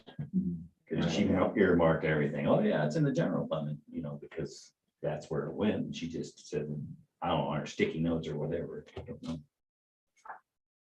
Yeah, I think my suggestion would be that we keep it in the Justice Center fund. That way it can roll over and we can keep that very clear track of it. That's And at the end of the day, if, you know, at the end of this year or next year or 3 years down the road, we decide, you know what, we're not spending it, then it just goes into the You can general. do whatever we want. But at least we've got it named for now. Yeah, I like it. And then if we have something where we need. Or even if we have a grant, a matching grant or something like that, we actually have some. Something to. Got something to match it with. Yeah. Yeah, if we do consider building out a grant match fund of some sort. That could be might one of the seed options. money for it. Sure, depends on what the Justice Center group figures out what's the best thing to start with, Yeah. rather than going to the taxpayer. All right. Just because we can go longer, we don't have to. Any other discussion? The only other thing I would bring up as a point of information, that extension was good through December 31st, 2022. 3 months into that. 4 months now. So we'll be fine in this, Okay. these two particular grants. We can always write another grant to them, which I would anticipate we will. Actually, And We'll to your, certainly be covered this, for this extension deadline. and to on both of them. your point on that, when you sit up there in Denver and you guys are looking at grants, if we were just gonna roll this over and hold it for future reference, well, we didn't spend that money. If we went ahead and got the reimbursement on it, it would look better probably the next time we ask, so. It would for me as a member of that commission. Now, there are extenuating circumstances, and we always ask, why didn't you spend this money? And in fact, COVID was one of those circumstances. Sure was. Gave And that's why we got an automatic extension. Gave every applicant grace for that, so. Okay, Do you think on the floor? All right, hearing none. Those in No. favor of submitting the verifiable expenditures for the underfunded courts grants signify by saying aye. Aye. Did I tell you guys that Dwayne McFall came on that commission? Aware of What that? commission? Underfunded court. Did he do that Yes, you did. Well, December was his first meeting. this last December? Once a year. He's leaving. He's only a one-time shot. Any other items of business? Were we having an executive session today? Okay, I didn't think so. I didn't have it Mid-month. written down. Pardon? Mid-month. Okay, that's right. For some reason, I was thinking we had one today. Yeah, I've got it written for the 13th, but I didn't today, and then I thought, why you're hanging around, because you were thinking we were gonna go. I saw the word funds on here. Yeah. I might just stick around. Finance funds, Well, I'm glad you did because it was beneficial. jail. We value your input, sir. Don't understand it, but we value it. All right. So I'm not hearing any additional items of business. Public comment, opportunity to speak if anyone so desires. Yes, sir. Oh, I heard, well, I always hate to start. I heard that you discussed the Office of County Surveyor yesterday. And I didn't see it on the agenda and I didn't get a call. We had a conversation today about staking the airport. I thought there was a conversation about replacing the Howard County Surveyor. with- Oh.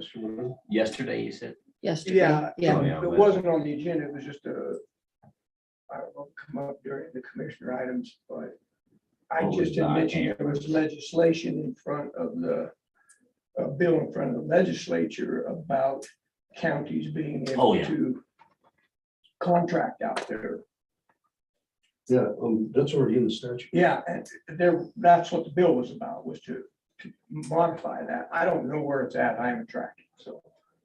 So, Fall was another one down there in Fremont County. They said that they support that bill because they just don't use their surveyor enough. They wanted to do it on a contract basis, but. well, the statute establishes it not to do survey work.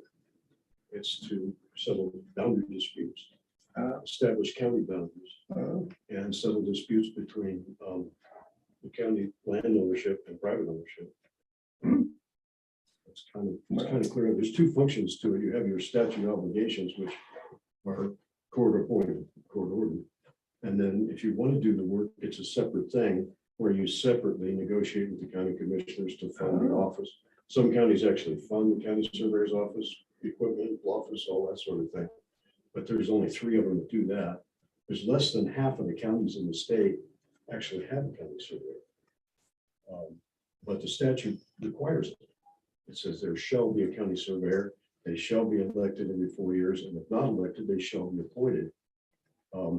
Now, some of them, they contract sometimes, some of them have a department, an engineering department within the county, and they contract for all of that, like stake in the trench or whatever. But the other function of it, and I've acted in that capacity, was defining the county line between Custer and Fremont. It was a summer-long project, and there was no expense at all to the county. I volunteered my efforts. Well, maybe that's what that is referring to. Maybe they're taking the may shall into a may contract outside the. Well, what it says is, here's the shalls, and then the county surveyor may do construction, road work, establishing geodetic control, that sort of stuff. And then it says that may be contracted for, but that's item 2 under the duties. Item 1 is the other statute. Well, how did the other 20 counties get away without having a surveyor? Well, what it is shall. they're out in eastern Colorado. No money. Well, they don't have any money, but they also don't have any development.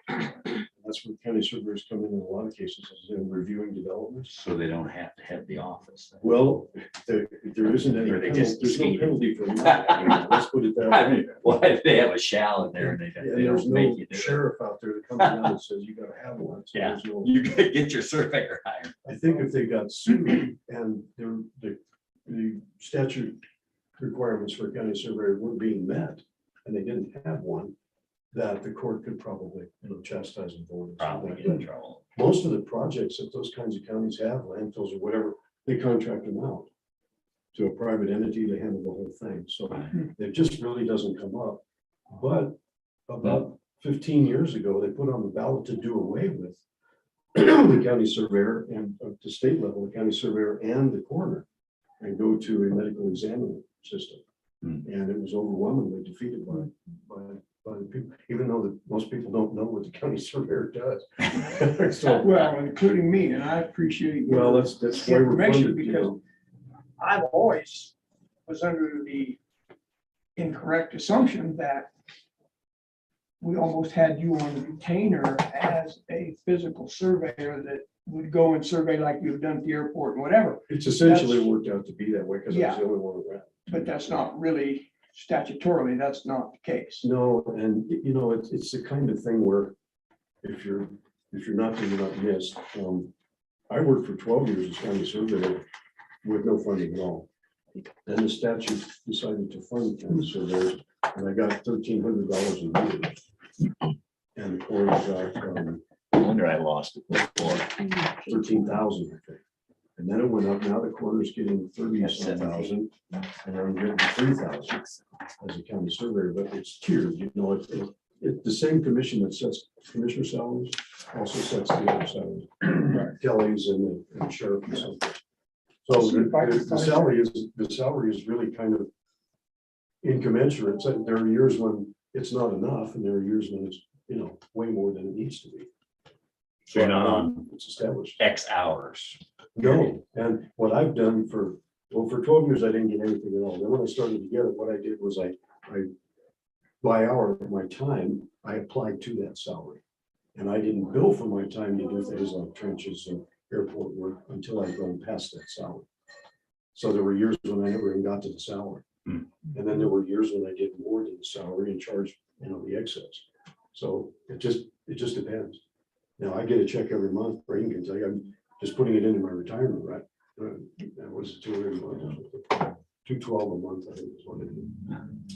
But what I'm leaning up to is at the time that there isn't a county surveyor, I'm not running again and no one else has come on the ballot. I would say that you have an option. You can appoint one, or you can do what so many other counties do and not worry about it in contract for when you need. So And you're if the not gonna statute run again, obligation comes up, no, I'm not. And if the statute obligation comes up, take your risk. Just deal with it. Yeah. I'm trying to find that bill title real quick. Yeah, it's a statute reference I made is 38 verse 30, 10, 903, if you want to look that up, as far as county surveyor duties. 30-10-903. Right. If I remember right, when you were commissioner, you guys appointed that guy out of Yeah, Dan Walsenburg. Walker, yeah, Mhm, yeah. So we covered the office. mhm. So, just some information for you, because I think you probably need to make some sort of a decision in January about how to handle it. Because as far as I know, no one else is running. And they don't have to live in the county to hold the position. Really? But it's one of those, if you're actually out physically doing it, it's one of those jobs where you get paid to go play in the woods and stuff. Yeah, that's fine. Whatever. I have a friend in the San Luis Valley. He's county surveyor for 4 counties over there. They do a lot of things as a cooperative over there anyway, so. But then you end up with surveyor's shoulder after a while. Yeah. You have to have surgery to replace it. That's not a comp claim. Well, that's you planted a seed now, Mr. Commissioner. Thanks for that. Good job. I got one in place. I'm doing the other one in May. So. Well, yeah, I thought that was under general government. I cannot locate it right off the bat. Yeah, it comes up every so often because it has been vague. There have been some battles over whether county commissioners were obligated to pay their county surveyor to do construction work. And the statute's really pretty clear on it. It's been through court a couple times. And to that point, we're looking at submitting a multimodal opportunity fund grant to deal with this sidewalk and the sloping earthen part of that. And of course, surveying would be part of that. Well, I thought, well, yeah, we got a county surveyor. Not really the case. It would be the kind of thing where you would come up with ask bids for the cost, have right specs for the job. And, Yeah, I would have never even thought about going out of house, so to speak. yeah, it's So it's just would be an a- odd position, it really is. And that's why they allow the county surveyor to also be in private practice as long as they don't conflict. And that's why coroners are oftentimes a local doctor. So, they end up doing the job without having any conflict. Yeah, I see there is a bill, of course, for coroner salaries. It's in front of the legislature. I have no idea what the status of it is, but I can't find the one. Gentlemen, I promised my wife I'd be home for lunch before the Board of Health meeting. You can manage without me from here on out. Yeah. If Mr. Kitt's done, I think we're ready to. I was waiting for you guys to wind Yeah, down here a thanks, little Kit. bit. I was giving you an opportunity. Okay. So no other public comment. Thursday. I will Just gonna leave this here. call this meeting at 12:17 PM.